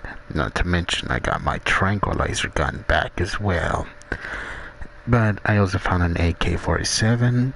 But to be honest, like I said, the only thing I need for this battlefield is only my pistol. Or to be more accurate, my tranquilizer gun. Because if you guys did not hear me when I said from the very beginning when I started part 1, from the very beginning that you start this game, do not kill anyone. Because to some players, they think it's the best way. But trust me, later on in this game, that's gonna be 100% a mistake. And FYI, whatever Eva is trying to do, her little attraction attack means nothing to me. On the battlefield, a woman or girl is a partner, an ally, nothing more. Try to use something that way means nothing. Because some, and no offense, some, not all, some girls like to do that kind of stuff on men. But me, on the other hand, after what you guys know, and after everything I've been through in life, Women who try stuff like that on me has no effect. However, they are still a friend and an ally, nothing more. But eventually, once you get to know that female, maybe or maybe not, there's more to than friendship. That is all.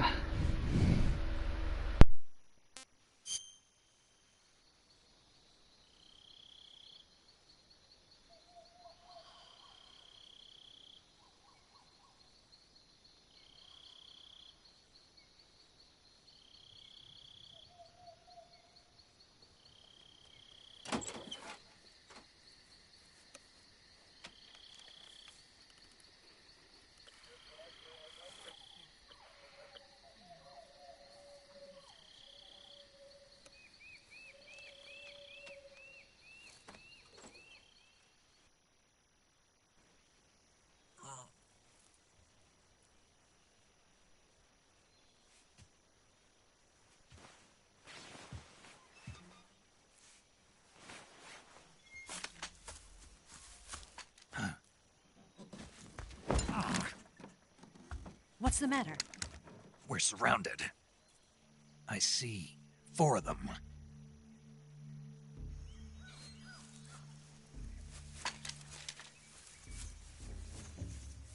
We've got company. It's the Ocelot unit. Let's get out of here. Hurry.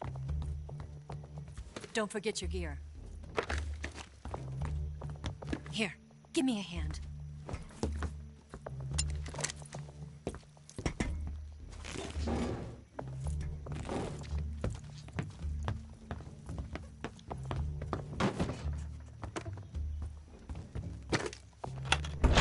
We can use this to get to the basement.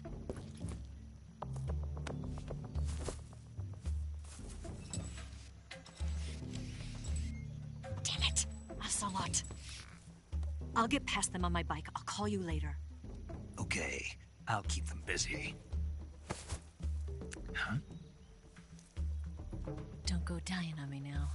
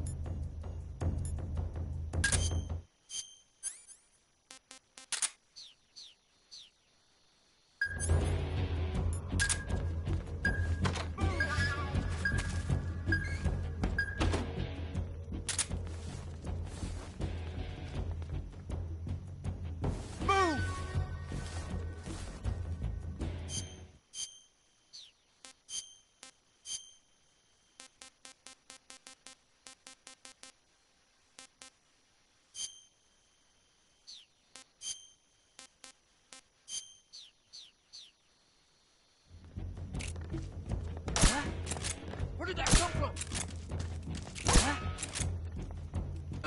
What's wrong?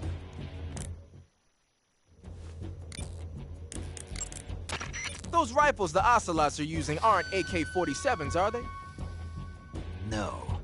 They kind of look like AKMs, but they're different. Different how?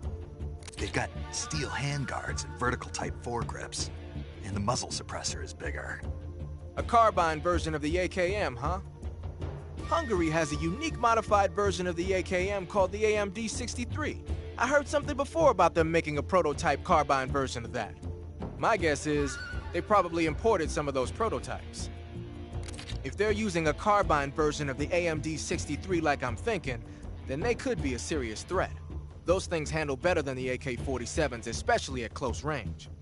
And don't forget, the Ocelots are elites. They're gonna be better shots than normal Spetsnaz, and you're that much more likely to get seriously hurt. Keep your eyes open.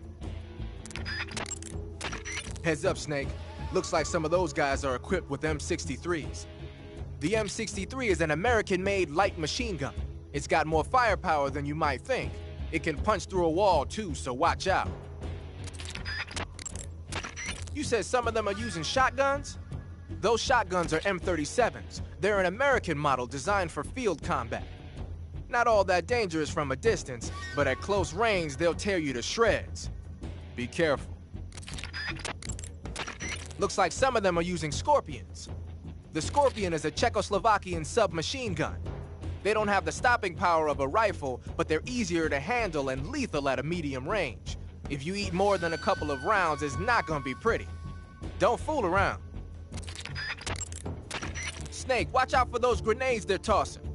You'll be injured pretty bad if you get caught in the blast. You could get burned, too. If somebody throws a grenade at you, get away from it and hit the deck. Snake, if you fire that thing without a suppressor attached, the bang and the muzzle flash will give your position away to the enemy. Attach a suppressor and you won't have to worry about all that. To attach a suppressor, open the weapon window and press the circle button.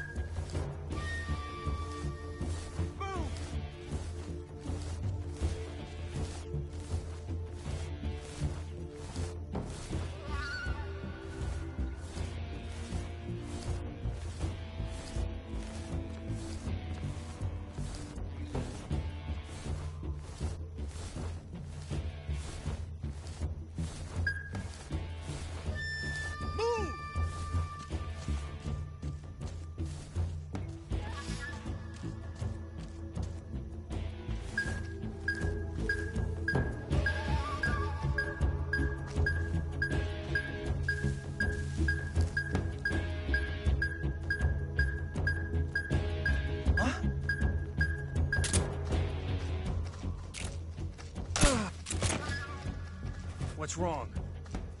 What? Hmm? I see him!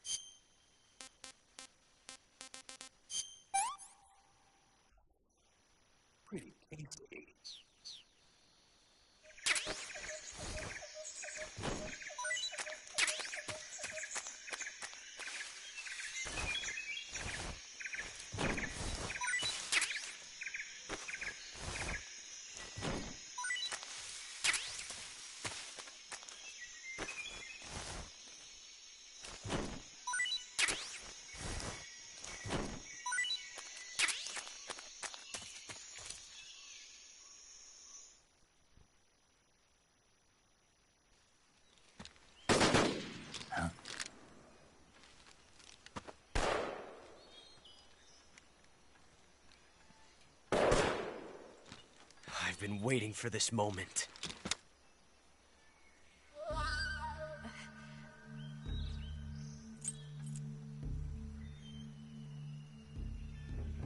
That's it! That's the stance! I don't think so. What? A female spy?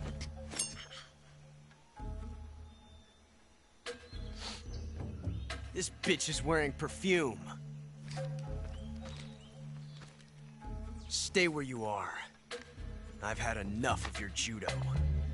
I see you've got yourself a single-action army. That's right. There'll be no accidents this time. You call that an accident? Well, it wouldn't have happened if you hadn't been showing off. What did you say? It's a nice gun, I'll give you that. But the engraving gives you no tactical advantage whatsoever. Unless you were planning to auction it off as a collector's item. And you're forgetting one more very basic thing. You don't have what it takes to kill me. We'll see.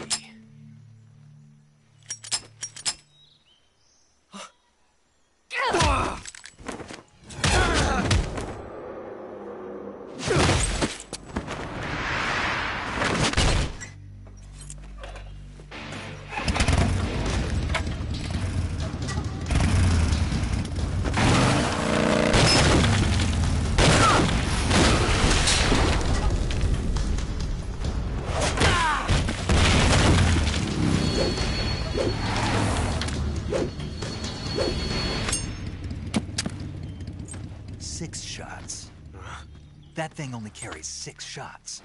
The Makarov carries 8. You have to get a feel for how many you have left.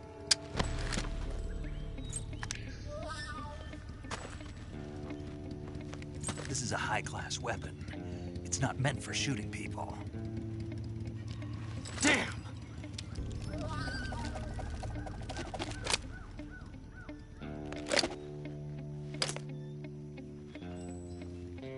This isn't over yet. Don't. Why? He's still young. You'll regret stopping me. Damn it! I've got to get back before he does.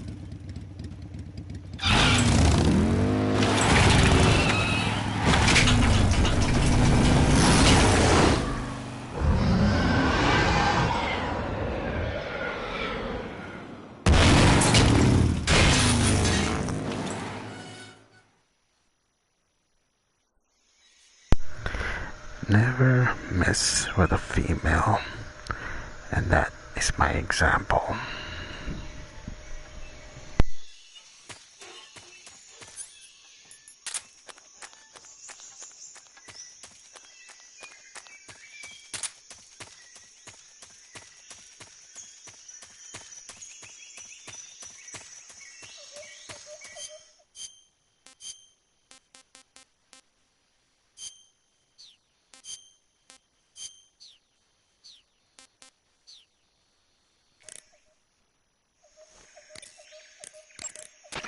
You got some instant noodles, huh?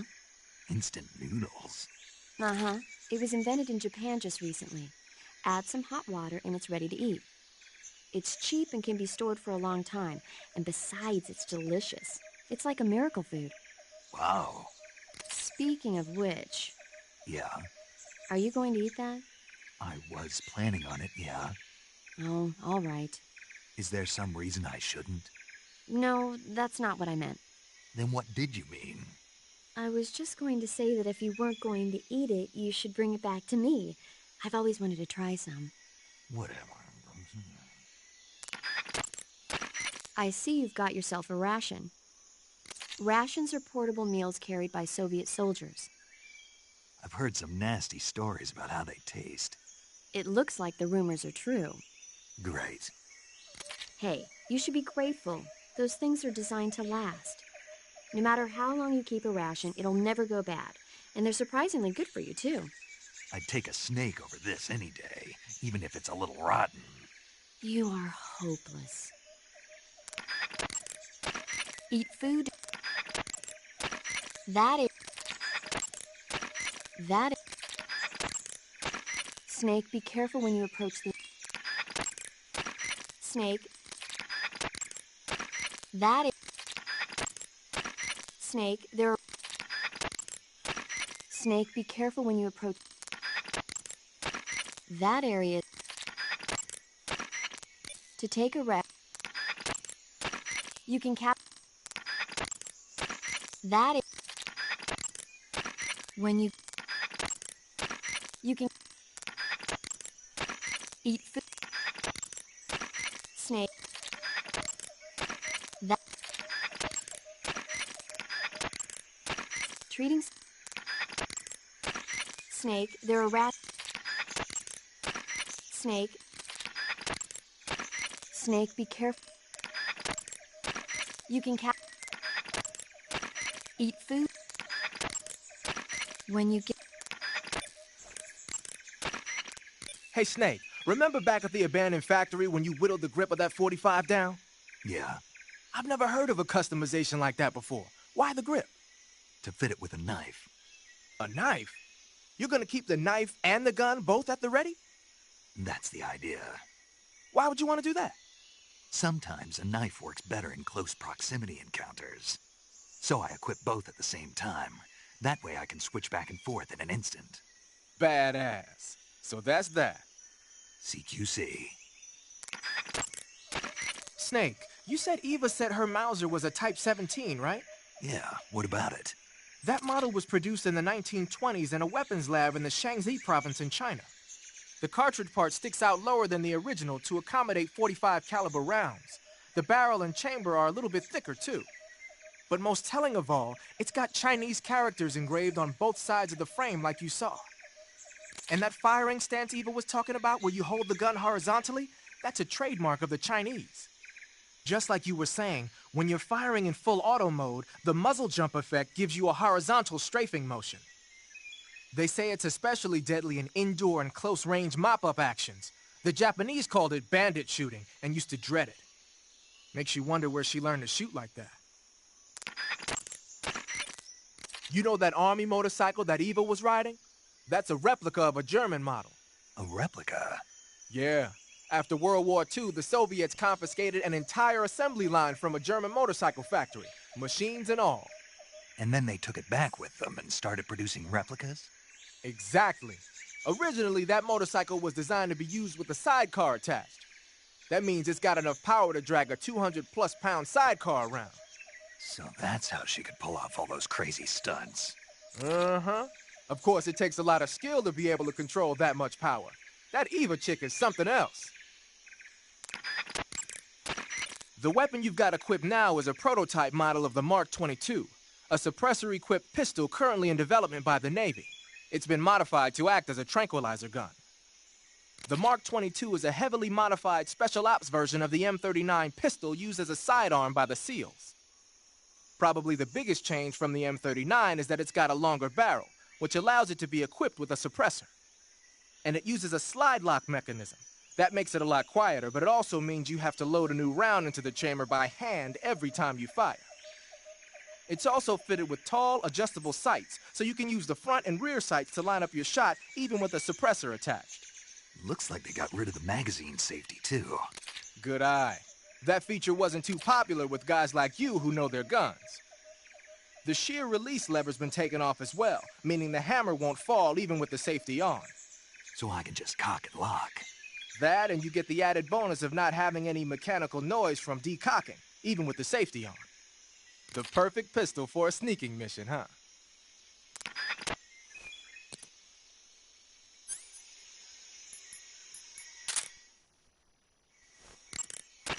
So you've got an M1911A1, huh?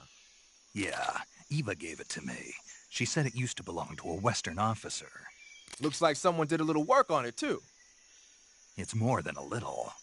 First of all, the feeding ramp is polished to a mirror sheen. It's not going to have any feeding problems. The slide's been replaced with a reinforced version, and it meshes perfectly with the frame. The frame itself has been iron welded and scraped down multiple times for maximum precision. The front strap part of the frame has been checkered to make it dig into the hand. That prevents any slipping. The sight system's original too. It's a 3-dot type. It's got an enlarged front sight, giving it superior target sighting capability. The regular hammer's been replaced with a ring hammer. That enhances the cocking control and increases the hammer down speed. They also reworked the grip safety to accommodate the ring hammer. Looks like they eliminated it altogether. This is a tool for pros. The thumb safety and the slide stop are extended to allow for more precise handling. The base of the trigger guard is whittled down so you can use a high grip. And the trigger itself is a long type for easy finger access. The trigger pull is about 3.5 pounds. That's about 1.5 pounds lighter than normal. The magazine well has been widened to make it easier to put in a new magazine. The magazine catch button has been cut down low to make it harder to hit it by mistake. The mainspring housing has been changed to a flat type to increase grip, and it's even been fitted with stepping so it doesn't slip from the recoil when firing. On top of that, they added cocking serrations to the front part of the slide. That lets you load and eject cartridges faster in an emergency. Whoever did this is a professional. No question, this thing could shoot a one-hole at 25 yards in a machine rest. Well, I'll be damned. That's some gun. Yeah, I've never used a weapon this fine in my life.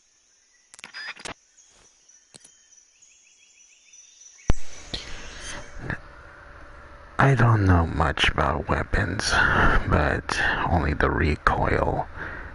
Depending how the weapon fires and depending what weapons are usable and not. But like I said, the only thing I need is only the tranquilizer gun, because that's the only weapon I need. However, the other weapons I'll find on the battlefield, it all depends how they will prove usefulness.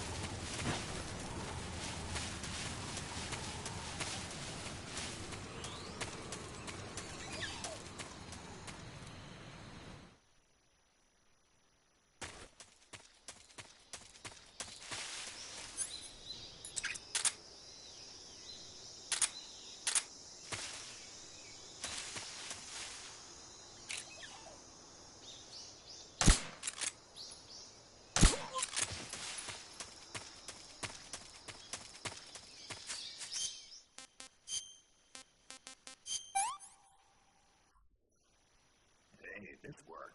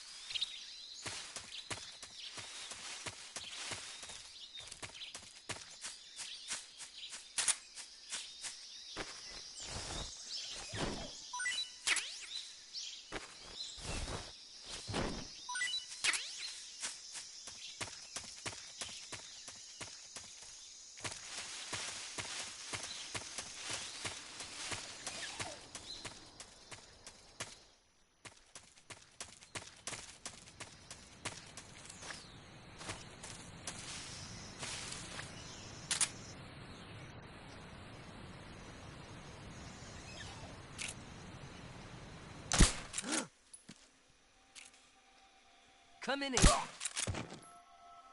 What's going on? Respond. There's something wrong. Support unit, confirm their status.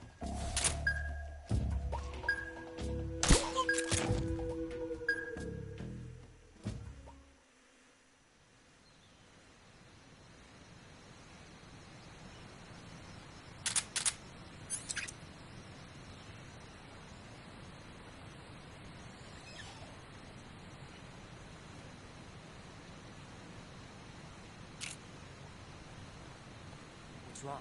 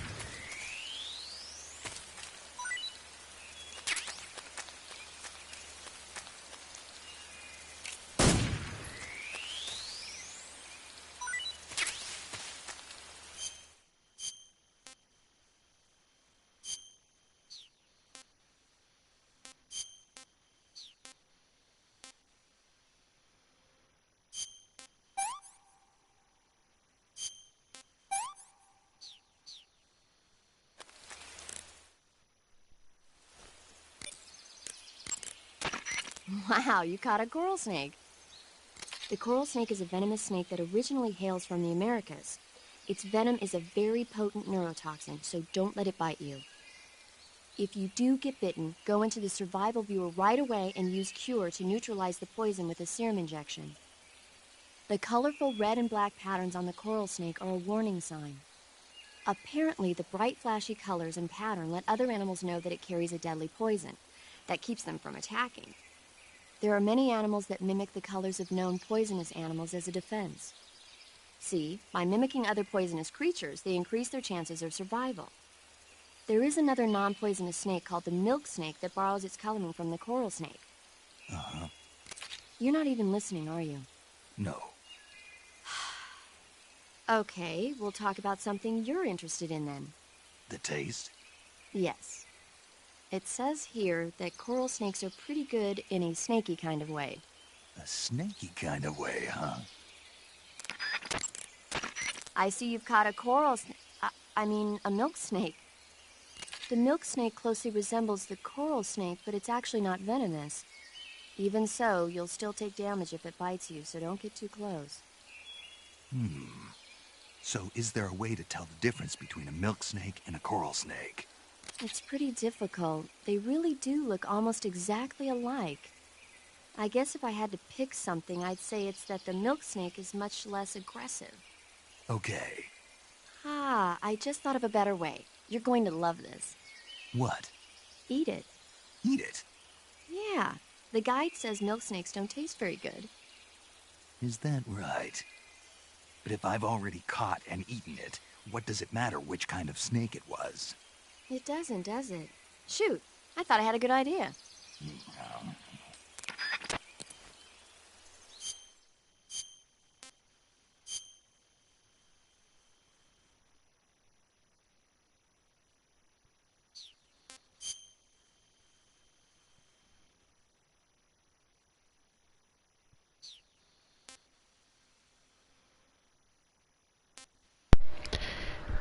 This one has darker color orange.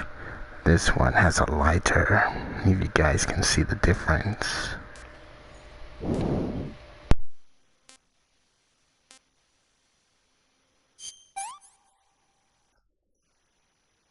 This work.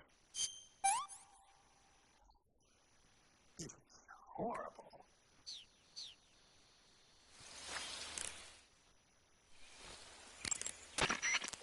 I see you caught a markhor. The markhor is a kind of wild goat that lives in mountainous areas. It's quite large, so I don't think you'll be able to capture one alive, even with the tranquilizer gun. All right. Speaking of which, do you know the origin of the name markhor? No. It means snake eater in Persian. Snake eater? Lost your appetite? Not at all. So, how does it taste? It's supposed to be pretty good. All right.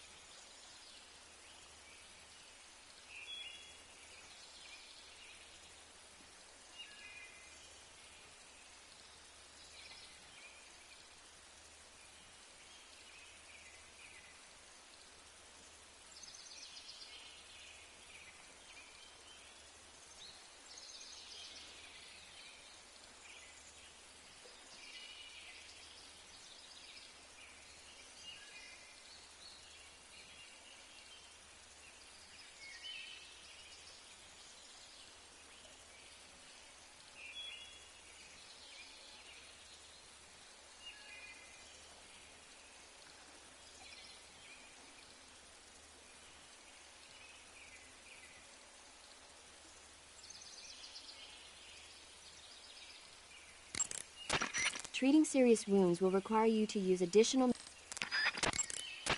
Snake, that area is inhabited by the poison dart frog. The poison dart frog is native to the tropical rainforests of Central and South America. They normally grow between 2 and 5 centimeters in length, but for some reason the ones in that area seem to be much bigger than that. Poison dart frogs are known to carry a potent neurotoxin called pamiliotoxin.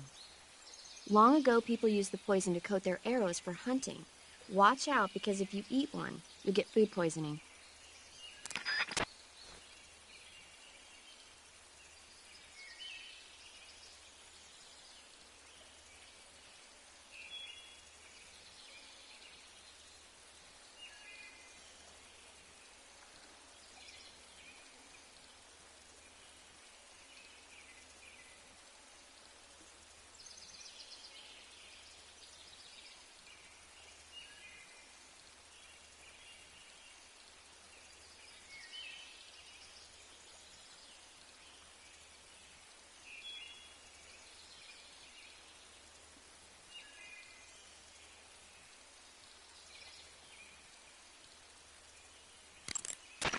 Snake, be careful. That area is inhabited by coral snakes.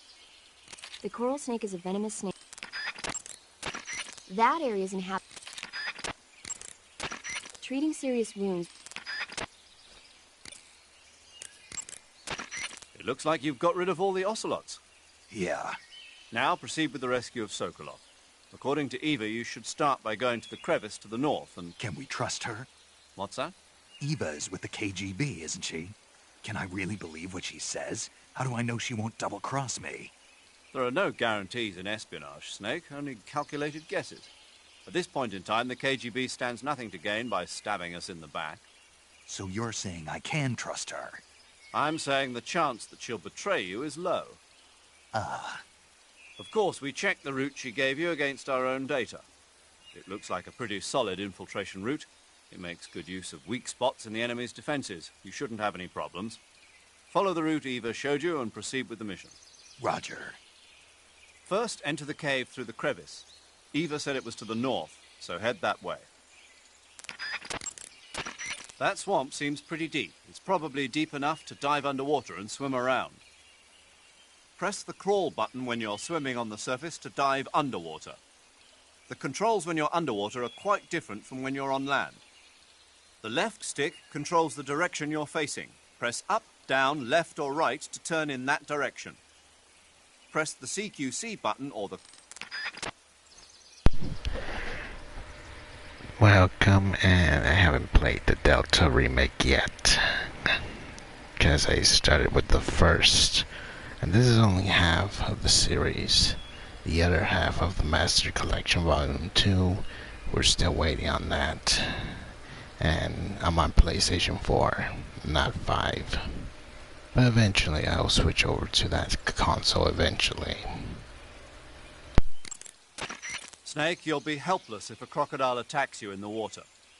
You can't see behind you when you're swimming, so if you're in a crocodile-infested swamp, keep an eye on your 6. Also, by using your sensors, you should be able to detect crocodiles before they get too close.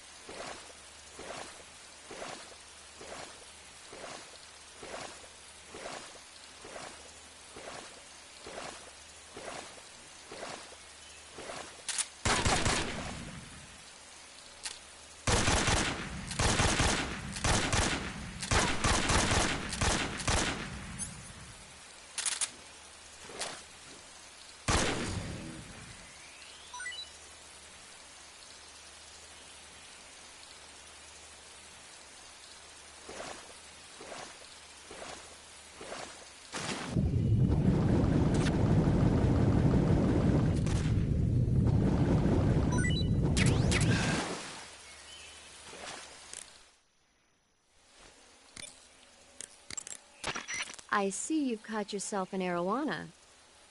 The arowana is an ancient fish that lives in tropical freshwater areas. Because of its large size, I don't think you'll be able to capture one alive. Ancient fish like the arowana are living fossils. They've hardly changed their form since the Devonian and Jurassic periods. Other ancient fish besides the arowana include the coelacanth, the starlet, and the knifefish. Almost all organisms on Earth have evolved in various shapes and forms, but these fish have kept the same form for hundreds of millions of years. Baffling, isn't it? Sure. Well, I can see you're not interested. Not at all. I'm fascinated by ancient fish. Why? They're supposed to be huge, aren't they? You're wondering whether they'd make a good meal. Yeah. So, do they? The guide says they taste just fine for a fish. Great.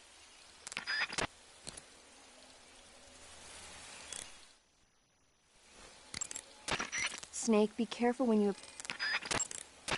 eat food to recover.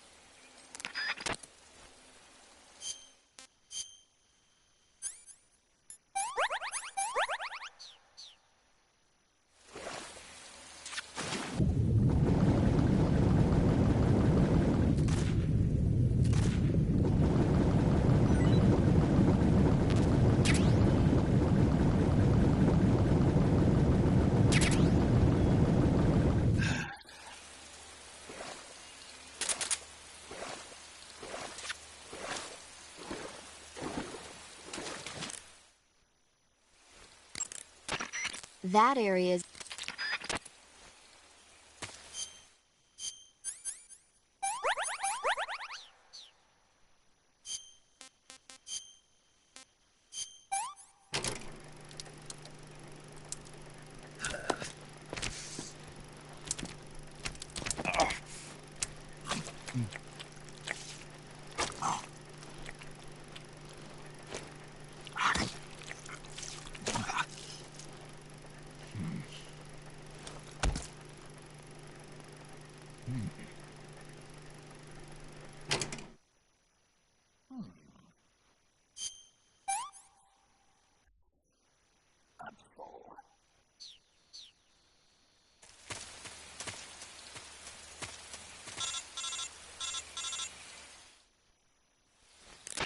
Snake, are you there?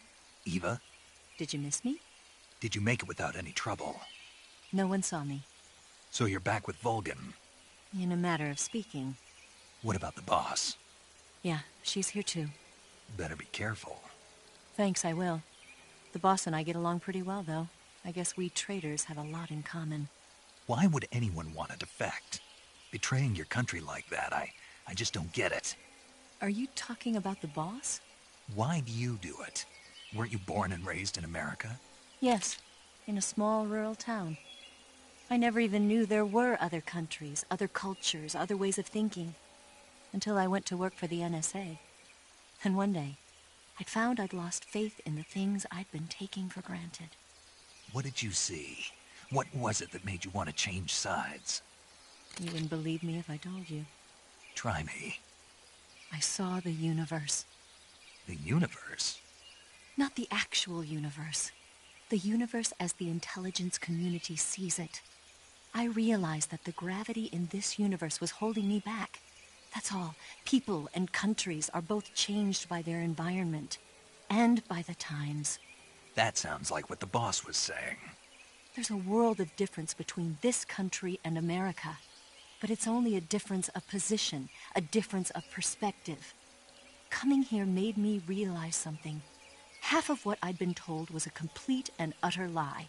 The other half was a conveniently constructed lie. Where's the truth, then? It's hidden in the lies. Are you lying, too? Who knows? I've been trained to make even the most severe falsehood sound like the honest truth. Weren't you? No. I believe because I have to, even if it is a lie. That's part of my mission. I'll have to remember that. If you need me, give me a call on the radio. My frequency is 142.52. See ya.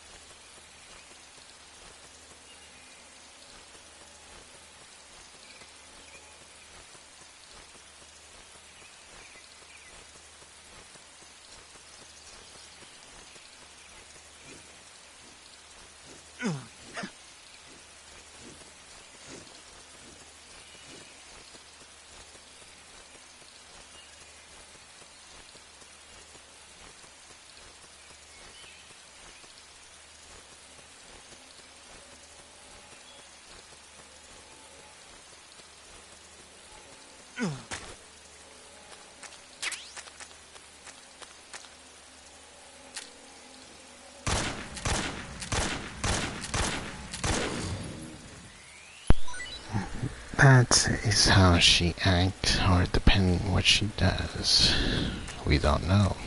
Like I said, stick around and you'll learn more about this game than I have.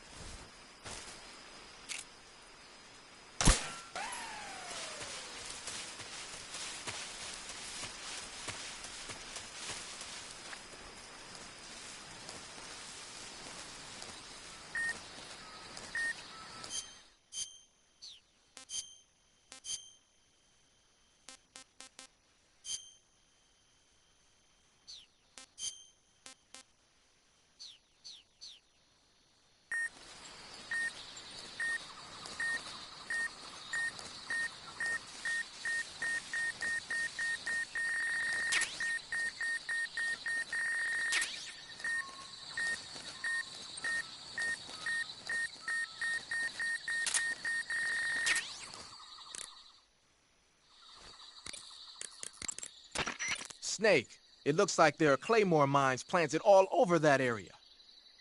Claymores are a new type of anti-personnel mine produced in America. The ones you see there must have either been stolen or recovered from a battlefield in Southeast Asia. And what's more, our Russian friends seem to have modified these claymores with a special type of sensor. If you get anywhere near them, bang, you're toast. Watch your step. Claymores can be picked up by crawling over them. If you come across a minefield, try crawling through it. Snake, it looks like there are claymore mines planted all over. Using the mine detector, huh? When you equip the mine detector, it lets you know with a sound if there are any claymore mines nearby. A mine detector is basically a metal detector, so ordinarily it reacts to scrap iron the same way it reacts to mines. They say that only about 1 out of every 100 objects it responds to is an actual mine. Not exactly what you call reliable. So they're researching other ways to detect mines, like sniffing for molecules given off by explosives and using a kind of underground radar. One of these days, they might actually make something that works. But the one you're using is apparently set up so that it only reacts when it finds a claymore on the ground. No need to worry about it being fooled by anything other than a mine.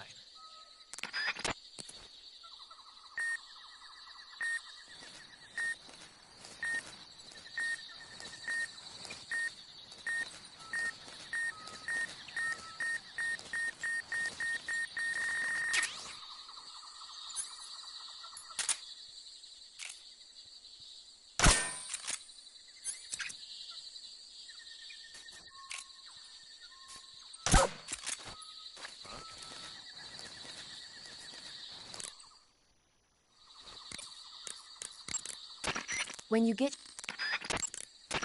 By the way, Snake. What? You know the Ocelot unit commander? Ocelot? Yeah, that's not his real name, is it? I wouldn't think so. Is it a code name? You mean like Snake? Yeah. Maybe. Why? Is that strange? No, I was just wondering why he's called Ocelot. Why's that? Well, I looked it up, and it turns out the ocelot is a wild cat whose habitat stretches from the southern U.S. down to northern Argentina. They live in a variety of different environments, from tropical rainforests to savannas. The biggest ones can grow up to 1 meter in length. They're normally solitary creatures, and their diet consists mainly of small animals and fish. During the day, they sleep up in the trees, but at night... Yeah, paramedic. Oh, right. So, the ocelot is an animal that lives on the American continent.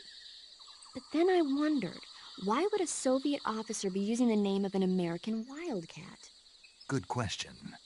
Maybe it's because he's fast and agile like an ocelot. Yeah, maybe you're right. But why'd you go to all the trouble of looking it up? Because I was curious. Was it helpful? Sure. The gauge... Sometimes...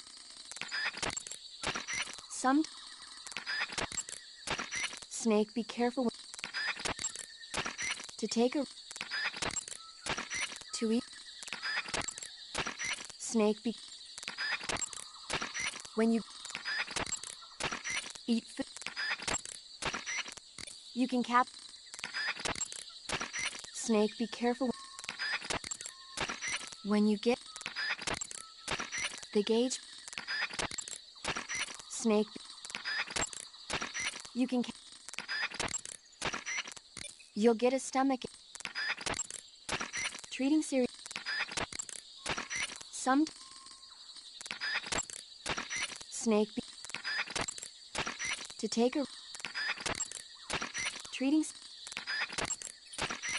serious... To eat... To take a rest... To take a rest... Good. You made it to Bolshaya Pust. The name Bolshaya Pust means something close to the Great Cavity. It probably got that name from the crevice to the north. There's a fortified area in the southern part of Bolshaya Pust that's strung with barbed wire. To the north of that is a relay station that serves as both a depot for material shipments and a communication facility. The crevice leading to the cave is located to the north of the relay station. Head north. First, enter the cave. To take a... The gate... Eat... Treating serious wounds will... To take... The gate... Yes. When she asked about Ocelot, that was one of the secret messages. And like I said, this takes a lot of time, but you gotta be careful not to overdo it because you'll miss some important stuff. So I'm just gonna keep doing this for maybe about 2 minutes. If nothing happens, or if she doesn't say anything different, then oh well, maybe next time. Eat... Lead... Eat... Treating... When you...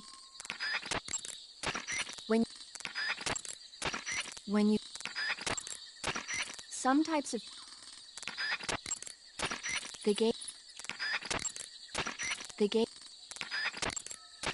Sometimes...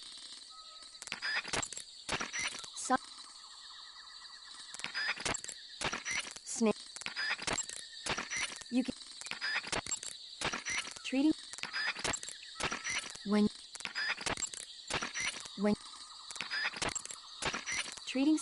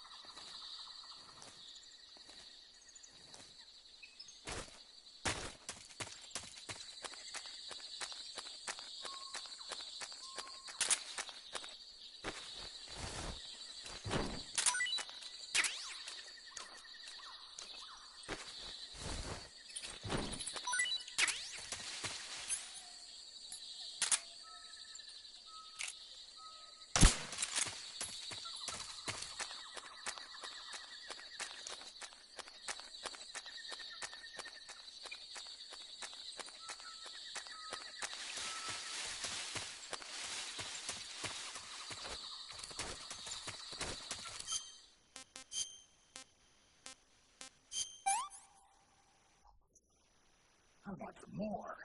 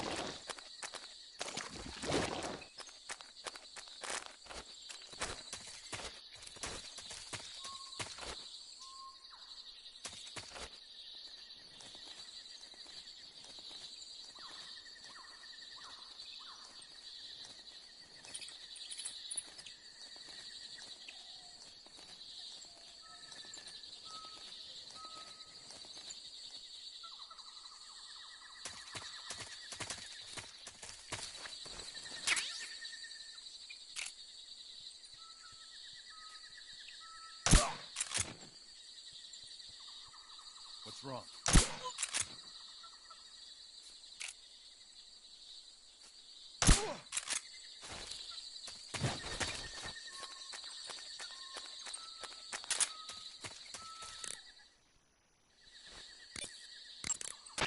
You say there are attack dogs? Those attack dogs are Great Danes. The breed is originally from Germany. They've been used for hundreds of years as hunting dogs. As you can see, they're very large, strong too. They've got a calm yet courageous temperament, and on top of that, they're extremely intelligent. In some cases, a trained Great Dane can be more dangerous than a human opponent.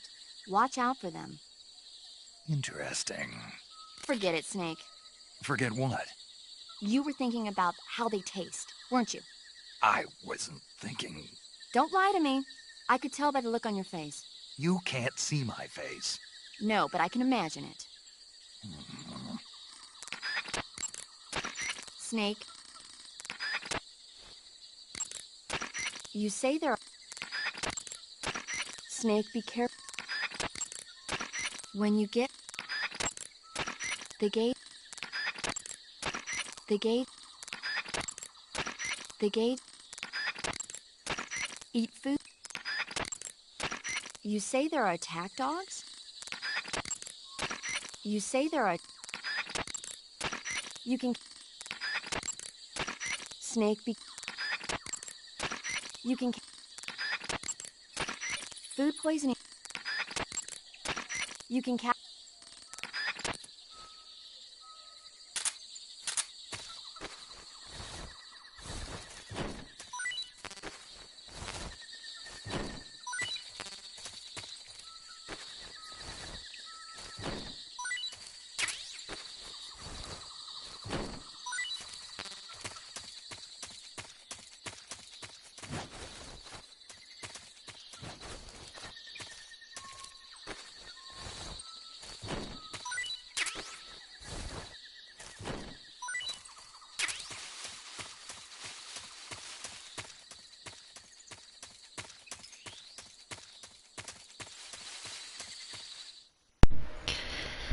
Okay, I'm gonna try it one more time because normally I know there's a secret message that she tells me about a special animal, but I never got a chance to do it, so I'm gonna try it one more time for a few more tries.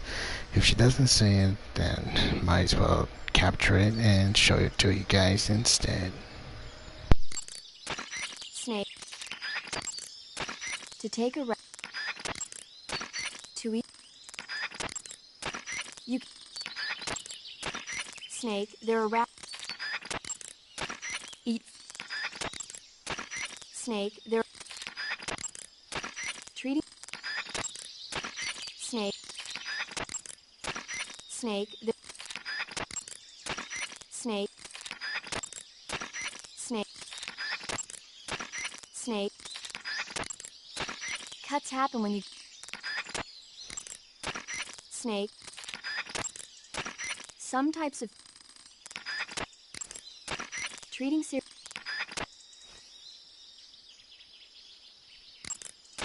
Snake, there are rats living in...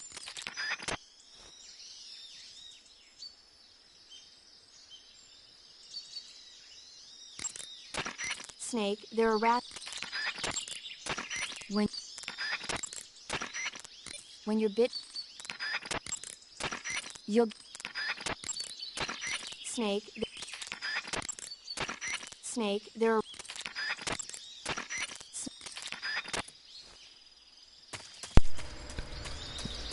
Normally, if you go to an area that doesn't have any animals, she talks about something about different things.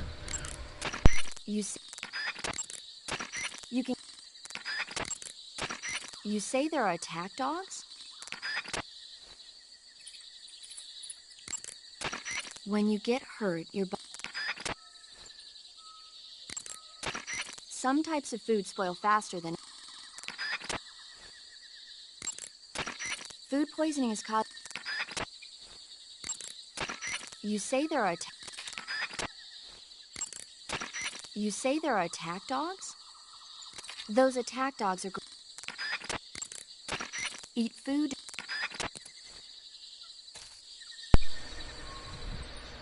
Wait, hold on a moment. I think I have an idea. I'm gonna try one more attempt, and I think I have an idea. So hold on. I think I know how I can make her say it, because if I remember correctly, I think a friend told me. But I gotta make sure I do it right. So hold on.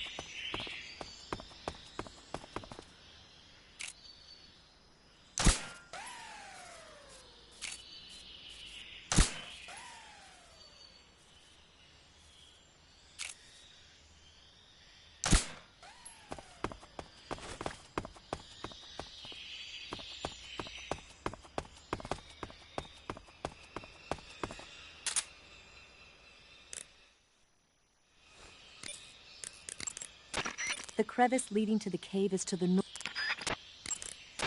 Eva, what kind of unit are those ocelots I fought a little while ago? The Ocelot unit is an elite group composed of soldiers handpicked from among the ranks of Spetsnaz, the Special Forces wing of GRU. They've undergone even more rigorous training than regular Spetsnaz. Their skill with weapons is the stuff of legends.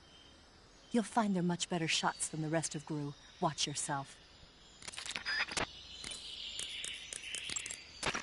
So you've got your uniform.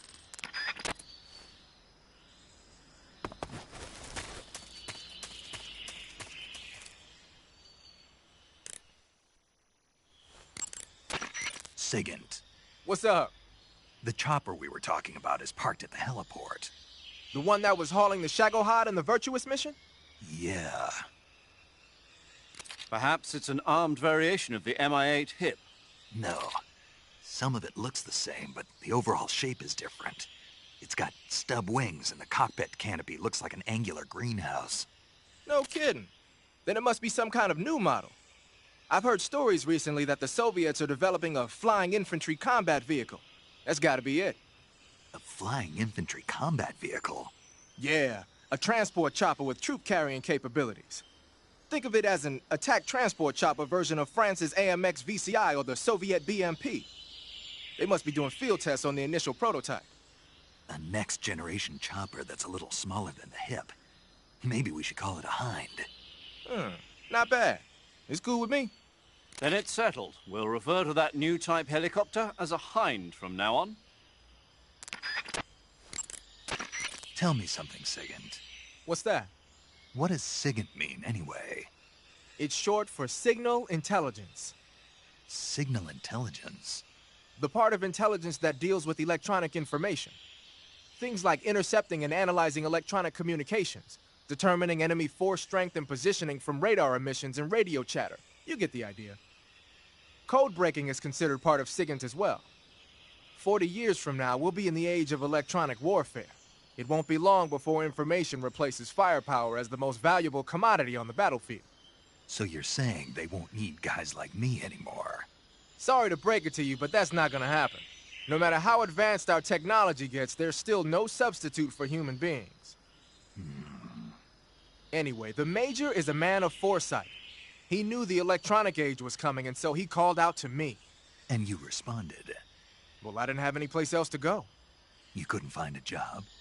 Nope. None of the places where they do this kind of high-tech research would even let me in the door. Why not? I know you've got social problems, but... Come again?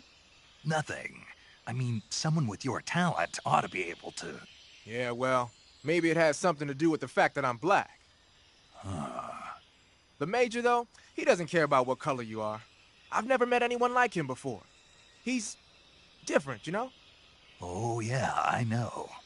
I don't think racism's gonna go away even in the 21st century. But I want to work with computers and use them to bring people closer together. In the digital world, it doesn't matter whether you're black or white, American or Russian or whatever. Everybody's going to be the same. That's what I think. The Hind you see parked at the heliport must not be ready to fly. You don't need to worry about it taking off. If you're going to destroy it, now might be your chance. Good, you've reached the relay station. Eva. There's an attack helicopter docked at the heliport. Oh. It's an attack chopper currently being developed at Groznygrad. They're using it as a patrol craft while they conduct tests. Didn't I tell you? No. The helicopter docked there is probably in for maintenance right now, so you won't have to worry about it taking off. If you're thinking of destroying it, now's your chance. Sounds like a plan, but how? Huh? There's no way I'm going to punch through that armor with an assault rifle. Isn't there a weapon somewhere that can do some real damage? You'll just have to figure that out yourself.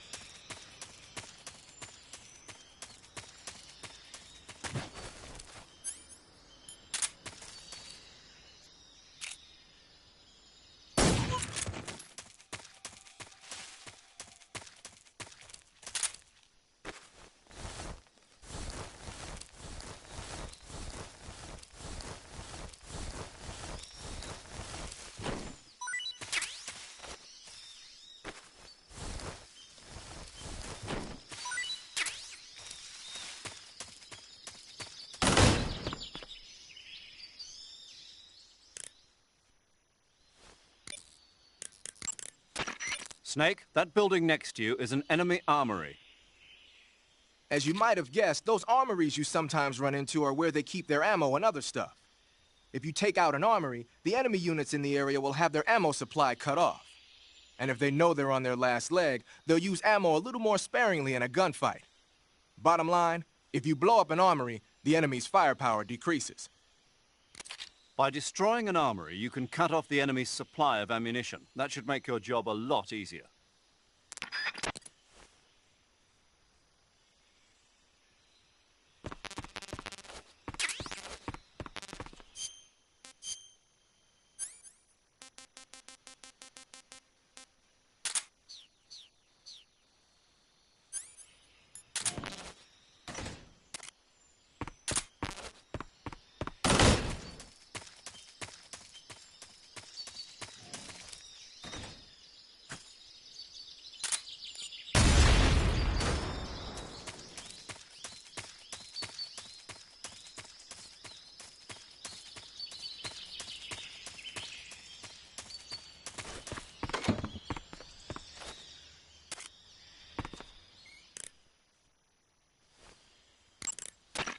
Snake, that building next to you is a provisions storehouse. A provision storehouse is where the enemy keeps their food. Enemy units in that area use it to stock up on rations. So if you happen to blow up a provision storehouse, the enemies in that area won't be able to get any more rations. Spetsnaz are people too. They gotta eat, or their stamina starts to go down. They might pass out more easily or lose their concentration and start to shoot less accurately. Who knows? They'll probably be a little more desperate for food just lying around. Basically, if you get rid of a provision storehouse, the enemies in that area will get physically weaker. By destroying a provisions warehouse, you can cut off the food supply to enemies in the surrounding area. It may be worthwhile if you have time and materials to spare.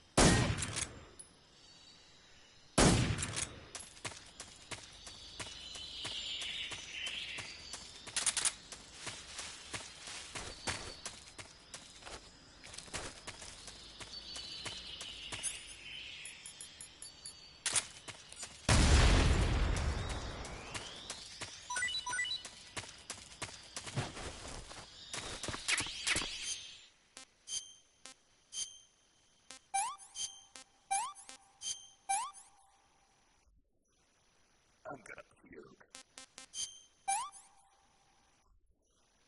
That's enough. No more.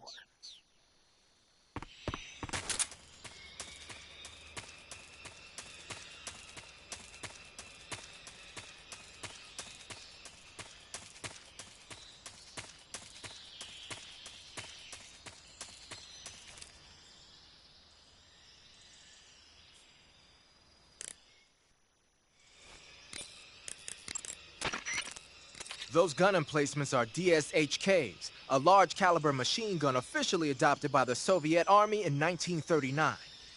The name DSHK comes from the initials of the two creators, Degtyarev and Shpagin, plus the Russian word for large caliber. They saw a lot of action in World War II. The Russians used them as anti-aircraft and anti-armor guns for position defense, vehicle turrets, and infantry support. The combined weight of the gun and the emplacements is almost 350 pounds, so you can forget about picking one up and taking it with you. The gun is gas-powered and capable of spitting out 550 rounds a minute on a belt feed system, which is bad news for you when the enemy's using it. Hide behind something and lob a grenade at it, or attack it from outside the emplacement's firing angle. Either way, it's not a good idea to rush at it head on. Or you might try using a smoke grenade to put up a smoke screen that'll cover your approach. If you manage to get close to a gun emplacement, you can take it over by pressing the action button. The weapon button controls the trigger. Beware though, the ammo supply is limited. To move away from a gun emplacement, just press the action button again. Use it when you need the upper hand.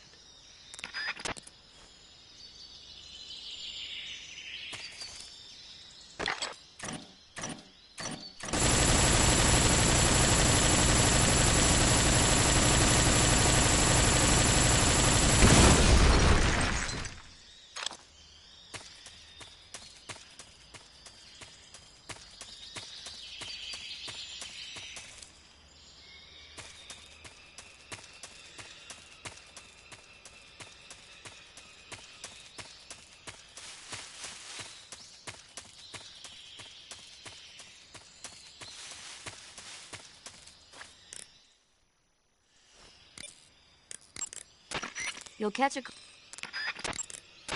When you get... Cuts happen.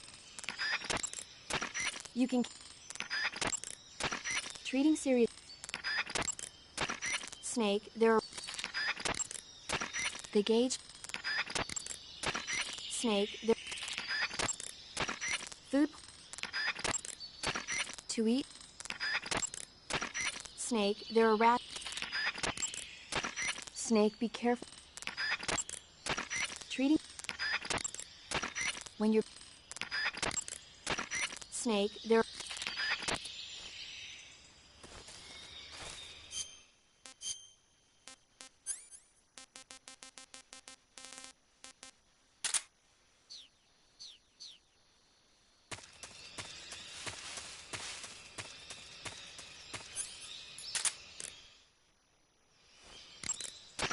Eat food. Hey, you got a mousetrap. That mousetrap is a portable tool for capturing small animals alive. Press the weapon button to place it on the ground. Come back a little bit later and there might be a frog or a snake caught in there. Whether or not you actually catch anything, though, is all a matter of luck. Don't get all down if there's nothing in the trap. Try and try again. Also, don't forget that you need some bait in the trap or nothing's gonna come crawling in there. If you capture an animal with a trap, it won't have any bait left. Just crawl to pick it up, then put some more bait back in and set it down again. You can use the map in the survival viewer to see where you've placed traps. If you forget where you put a trap, just look at the map. Snake, you'll suffer broken... Eat food. Snake. Snake. Snake.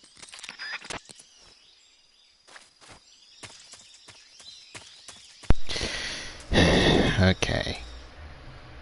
2 more, I would say 10 more, or no. Okay, 1 more time. And yeah, if you blow up the armory and their food support, they'll get hungry.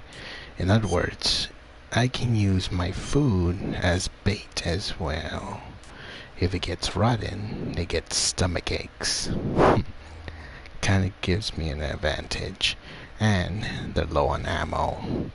So technically, I can select any food I have in my inventory and throw it at them, and they'll eat it. And that gives me an advantage.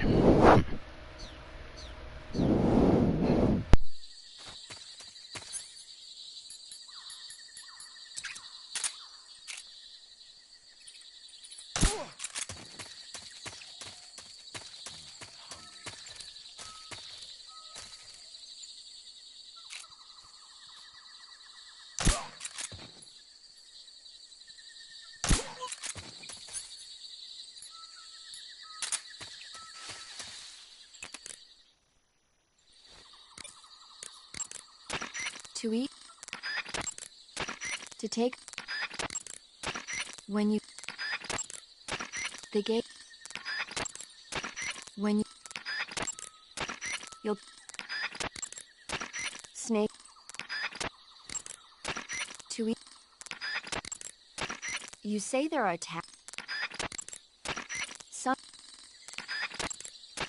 You say when you the gate to you say to treating serious. You say there are. You'll catch a cold if you hang around too. You say that the gauge. You say there are. Treating serious wounds. You'll suffer. Eat food. You say. You say.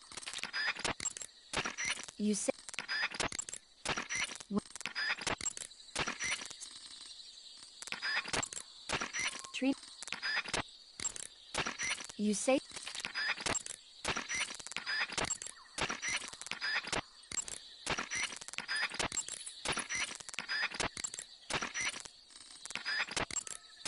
Treating. Eat. You say. Yep, I don't think she's not gonna explain it or even detail it. Sometimes because it takes like maybe 50 or 30 tries to do this. To take a when treating you when treating you snake to eat to when to take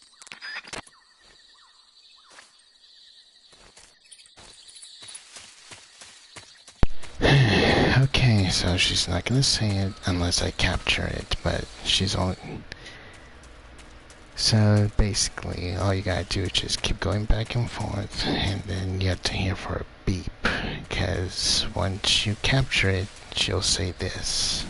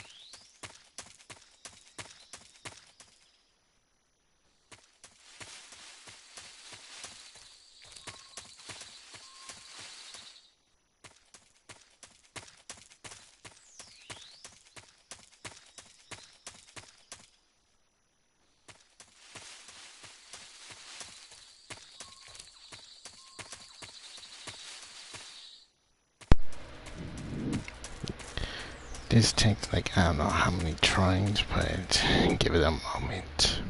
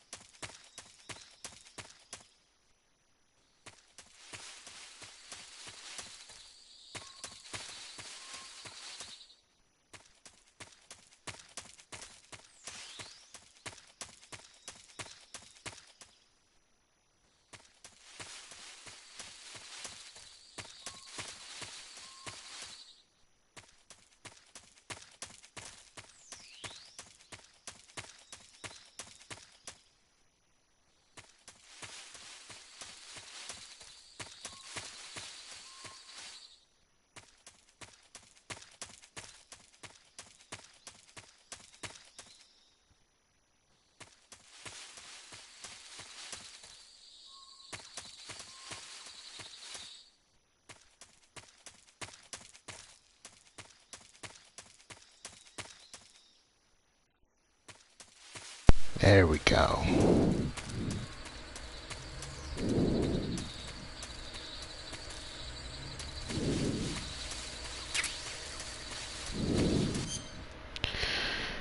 So supposedly, apparently, if you keep calling paramedics, she's supposed to tell you about something. And that something will be this creature.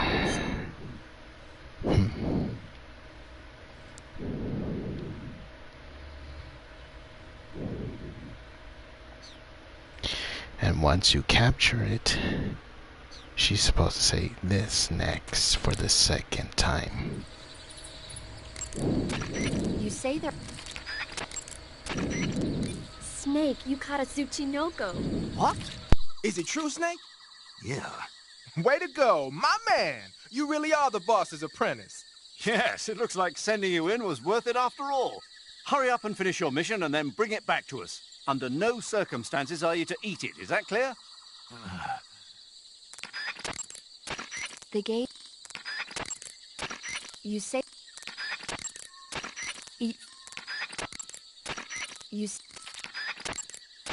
You say... Yep, that's what it's called, a Tsuchinoko. Apparently, it's a rare snake. 'Cause, well, if I had paramedic explain it, but fortunately... But don't worry. By the time I wake up, I'll record it and post it as a video, just in case. But still, like I said, it takes like a couple calls for her. You have to do this many times until she says it. She was supposed to be saying snake. There's supposed to be a Tsuchinoko somewhere around there. That's what she has supposed to say.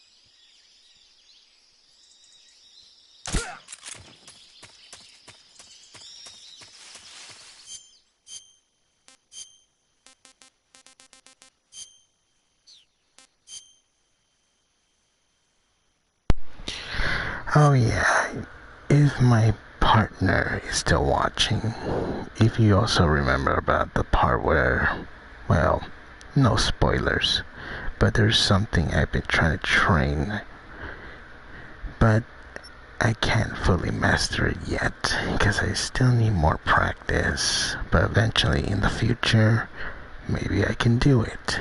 And what you're about to see, well, no spoilers. Enjoy the cutscene.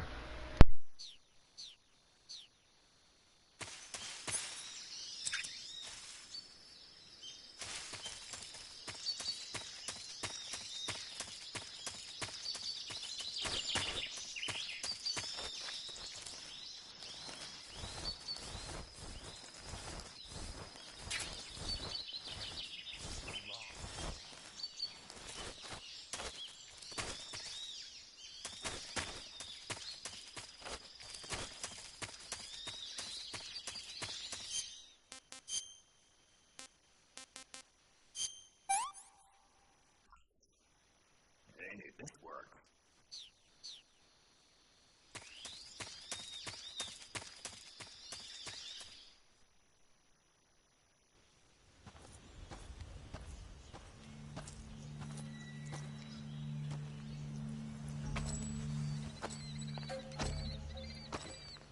Ah, you're here at last.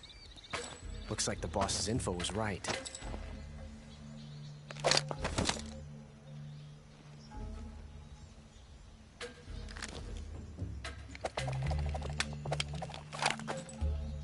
Twice now you've made me taste bitter defeat.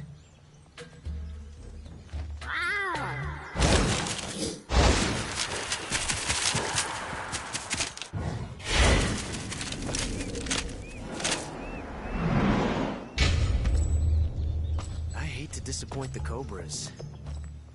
But you're mine now. All of you, leave us.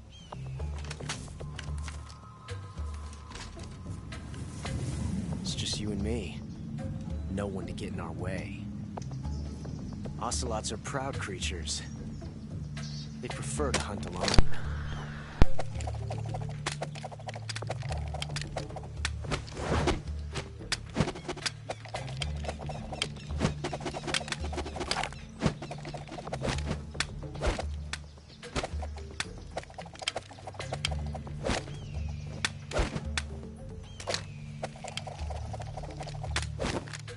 Shots.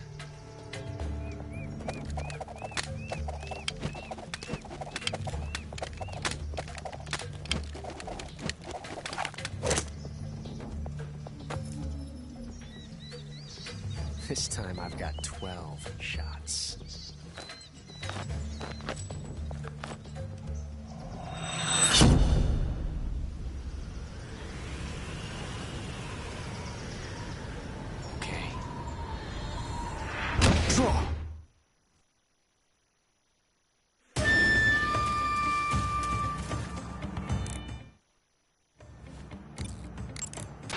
Snake, the only way to proceed is to fight. You have to defeat Ocelot.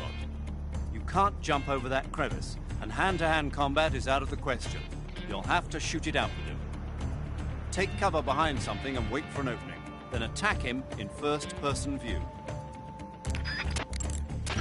Ocelot is using a revolver. Revolvers take a long time to reload when they run out of bullets. When he stops to reload, that's your chance to attack. Snake, you won't survive a fall into that crevice. Make sure you don't fall into it while rolling by mistake. Even if Ocelot hides in a blind spot, you can still shoot him from up in the trees. If he hides from you, climb a tree and attack him from there. Ocelot is using a revolver. It looks like there's a hornet's nest up there. If it falls down, you'll be attacked by the hornets inside. If you get attacked by hornets, swing your survival knife around or use a smoke grenade to drive them off. Wearing light-colored clothing can also be effective. There's a hornet's nest over by Ocelot, too. If it drops on him, it might just create an opening. Try shooting it down. When you have a serious injury... That guy is using a single-action arm. It's a 6-shot 45 caliber revolver. The only drawback is that because it's a revolver, it's a pain in the ass to reload. Ocelot will be open to attack while he's reloading. Use that window to unload on him. Ocelot has 2 single-action army revolvers. That gives him 12 bullets in all. Keep a close eye on his remaining rounds. When he stops to reload, open fire. Ocelot has 2... Ocelot is a force to be reckoned with. Don't even think about running away. The only way to proceed with the mission is to defeat him. They say that Ocelot can hit targets hiding behind obstacles by using ricochet shots. Rocks and trees won't protect you. If you stay too long in the same spot, you'll only be making yourself an easy target. Don't stand still. Keep moving. I'm not sure why, but Ocelot seems to have a thing for his cap. You might be able to get him to let down his guard by shooting it off his head. All the exits are being blocked by members of the Ocelot unit. They're fiercely loyal to Ocelot. Even if Ocelot ordered them not to get involved, they might just step in to back him up when he gets in trouble. If you get attacked by one of the Ocelots, use a grenade or something to fight back.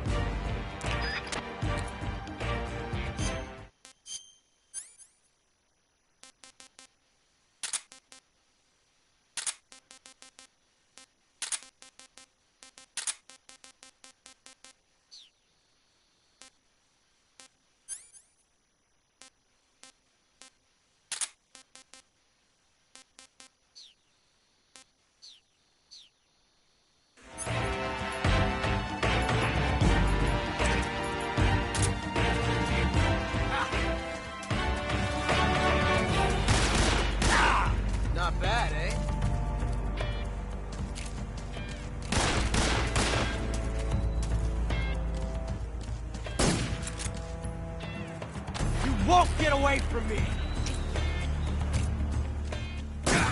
Major, coming to your assistance. Die!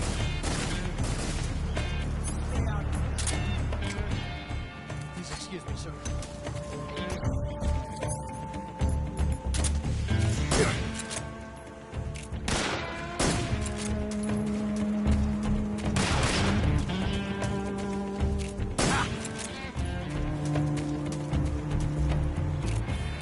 My hat! Touche.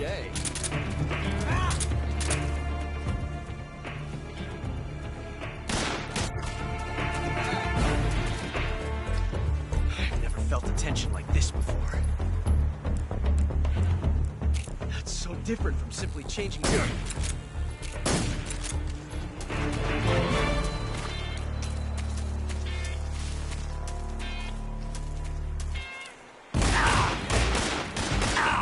You're all talk. Yes! It's the heart of a duel.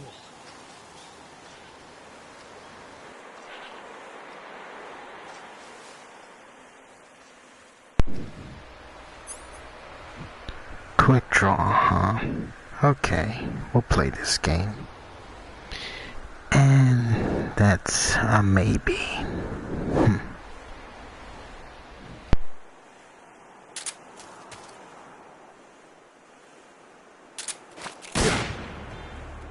Nice shot.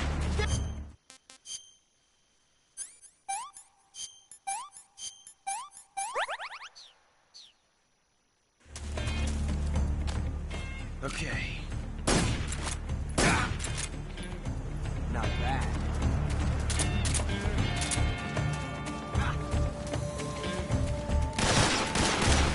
Excellent. Never felt a tension like this before.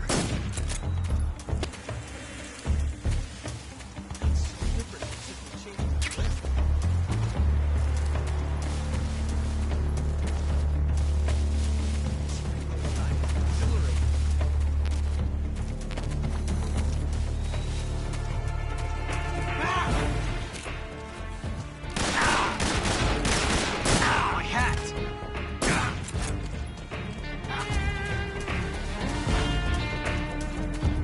Take this!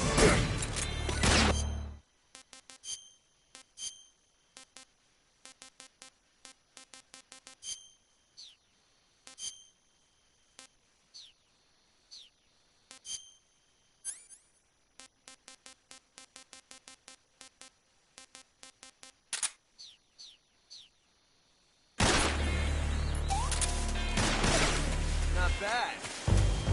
Amazing. I never knew reloading could be so thrilling in the middle of a battle. Major!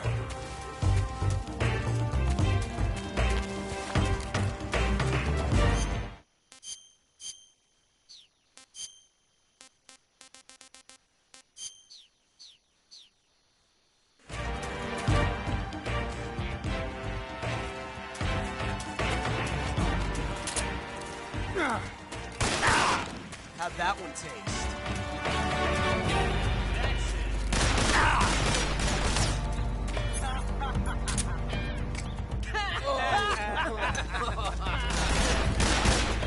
Excellent. This reload time is...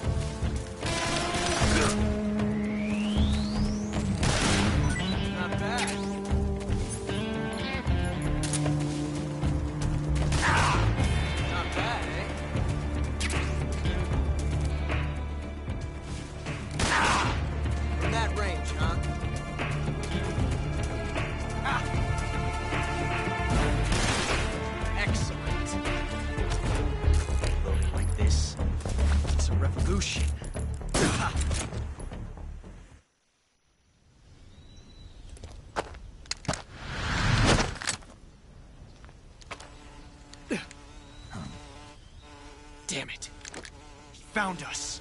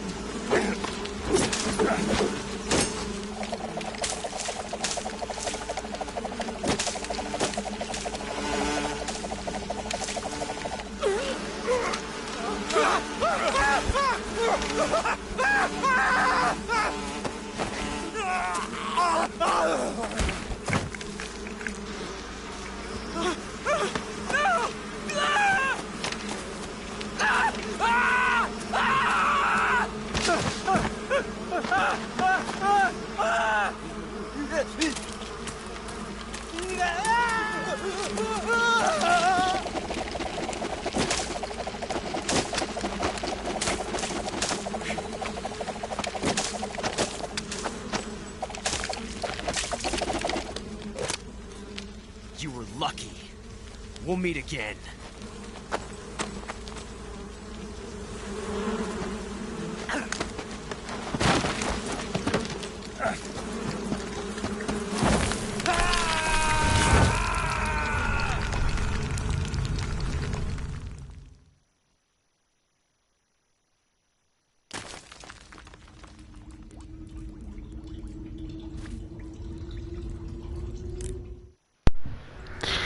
And that's another reason why Ocelot's my master. As you guys saw, every single time when he spins any gun, he doesn't even once get stung by those hornets. Imagine surrounded by bees, hornets, wasps. Didn't get stung. Not one bit. Saving the game, Snake?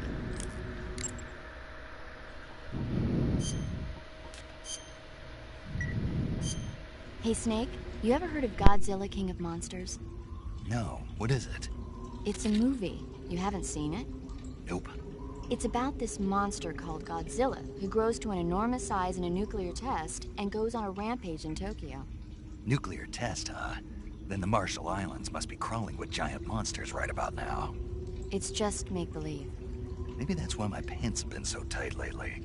Snake, it's a movie, not a report out of Los Alamos. I know. So then what happened? Godzilla is immune to all weapons, and humanity has no way to stop the monster. Dr. Shirazawa develops a new type of weapon, but meanwhile, Godzilla is getting closer and closer to Tokyo, obliterating everything in its path.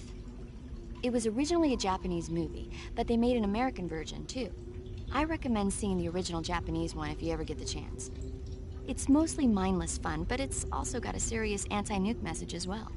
Where can I see the original? You'll just have to go to Japan. Really? That's too bad. Well, if you wait 40 years, you might be able to see it in America, too. Why's that? 2004 will be Godzilla's 50th birthday. You think they're still going to be making Godzilla movies then? Of course. Everybody loves Godzilla. You sure know a lot about movies. I don't suppose you're the movie-watching type, are you? Not really. Okay, then I'll tell you everything I know. When the going gets tough, movies can save your life. It's always good to be able to look at things from a different perspective when you get in a jam. That's the magic of movies. No kidding. Well, I guess it might at least make a nice distraction. That's the spirit, Snake. Have a little fun.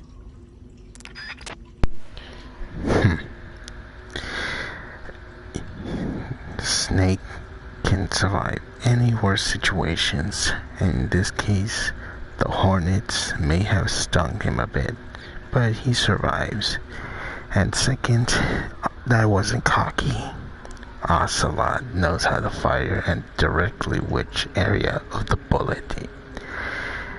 That's why I said before, the only thing I need are pistols. And only one shot can make an enemy go down. But anyways, I'm gonna end it right here. Until next time, we'll continue more of this on Monday. And not to mention, get some rest, because eventually we will have a movie to watch later. But anyways, hope you guys enjoyed this. Don't forget to like and subscribe. So peace out, stay safe, and I'll see you guys again.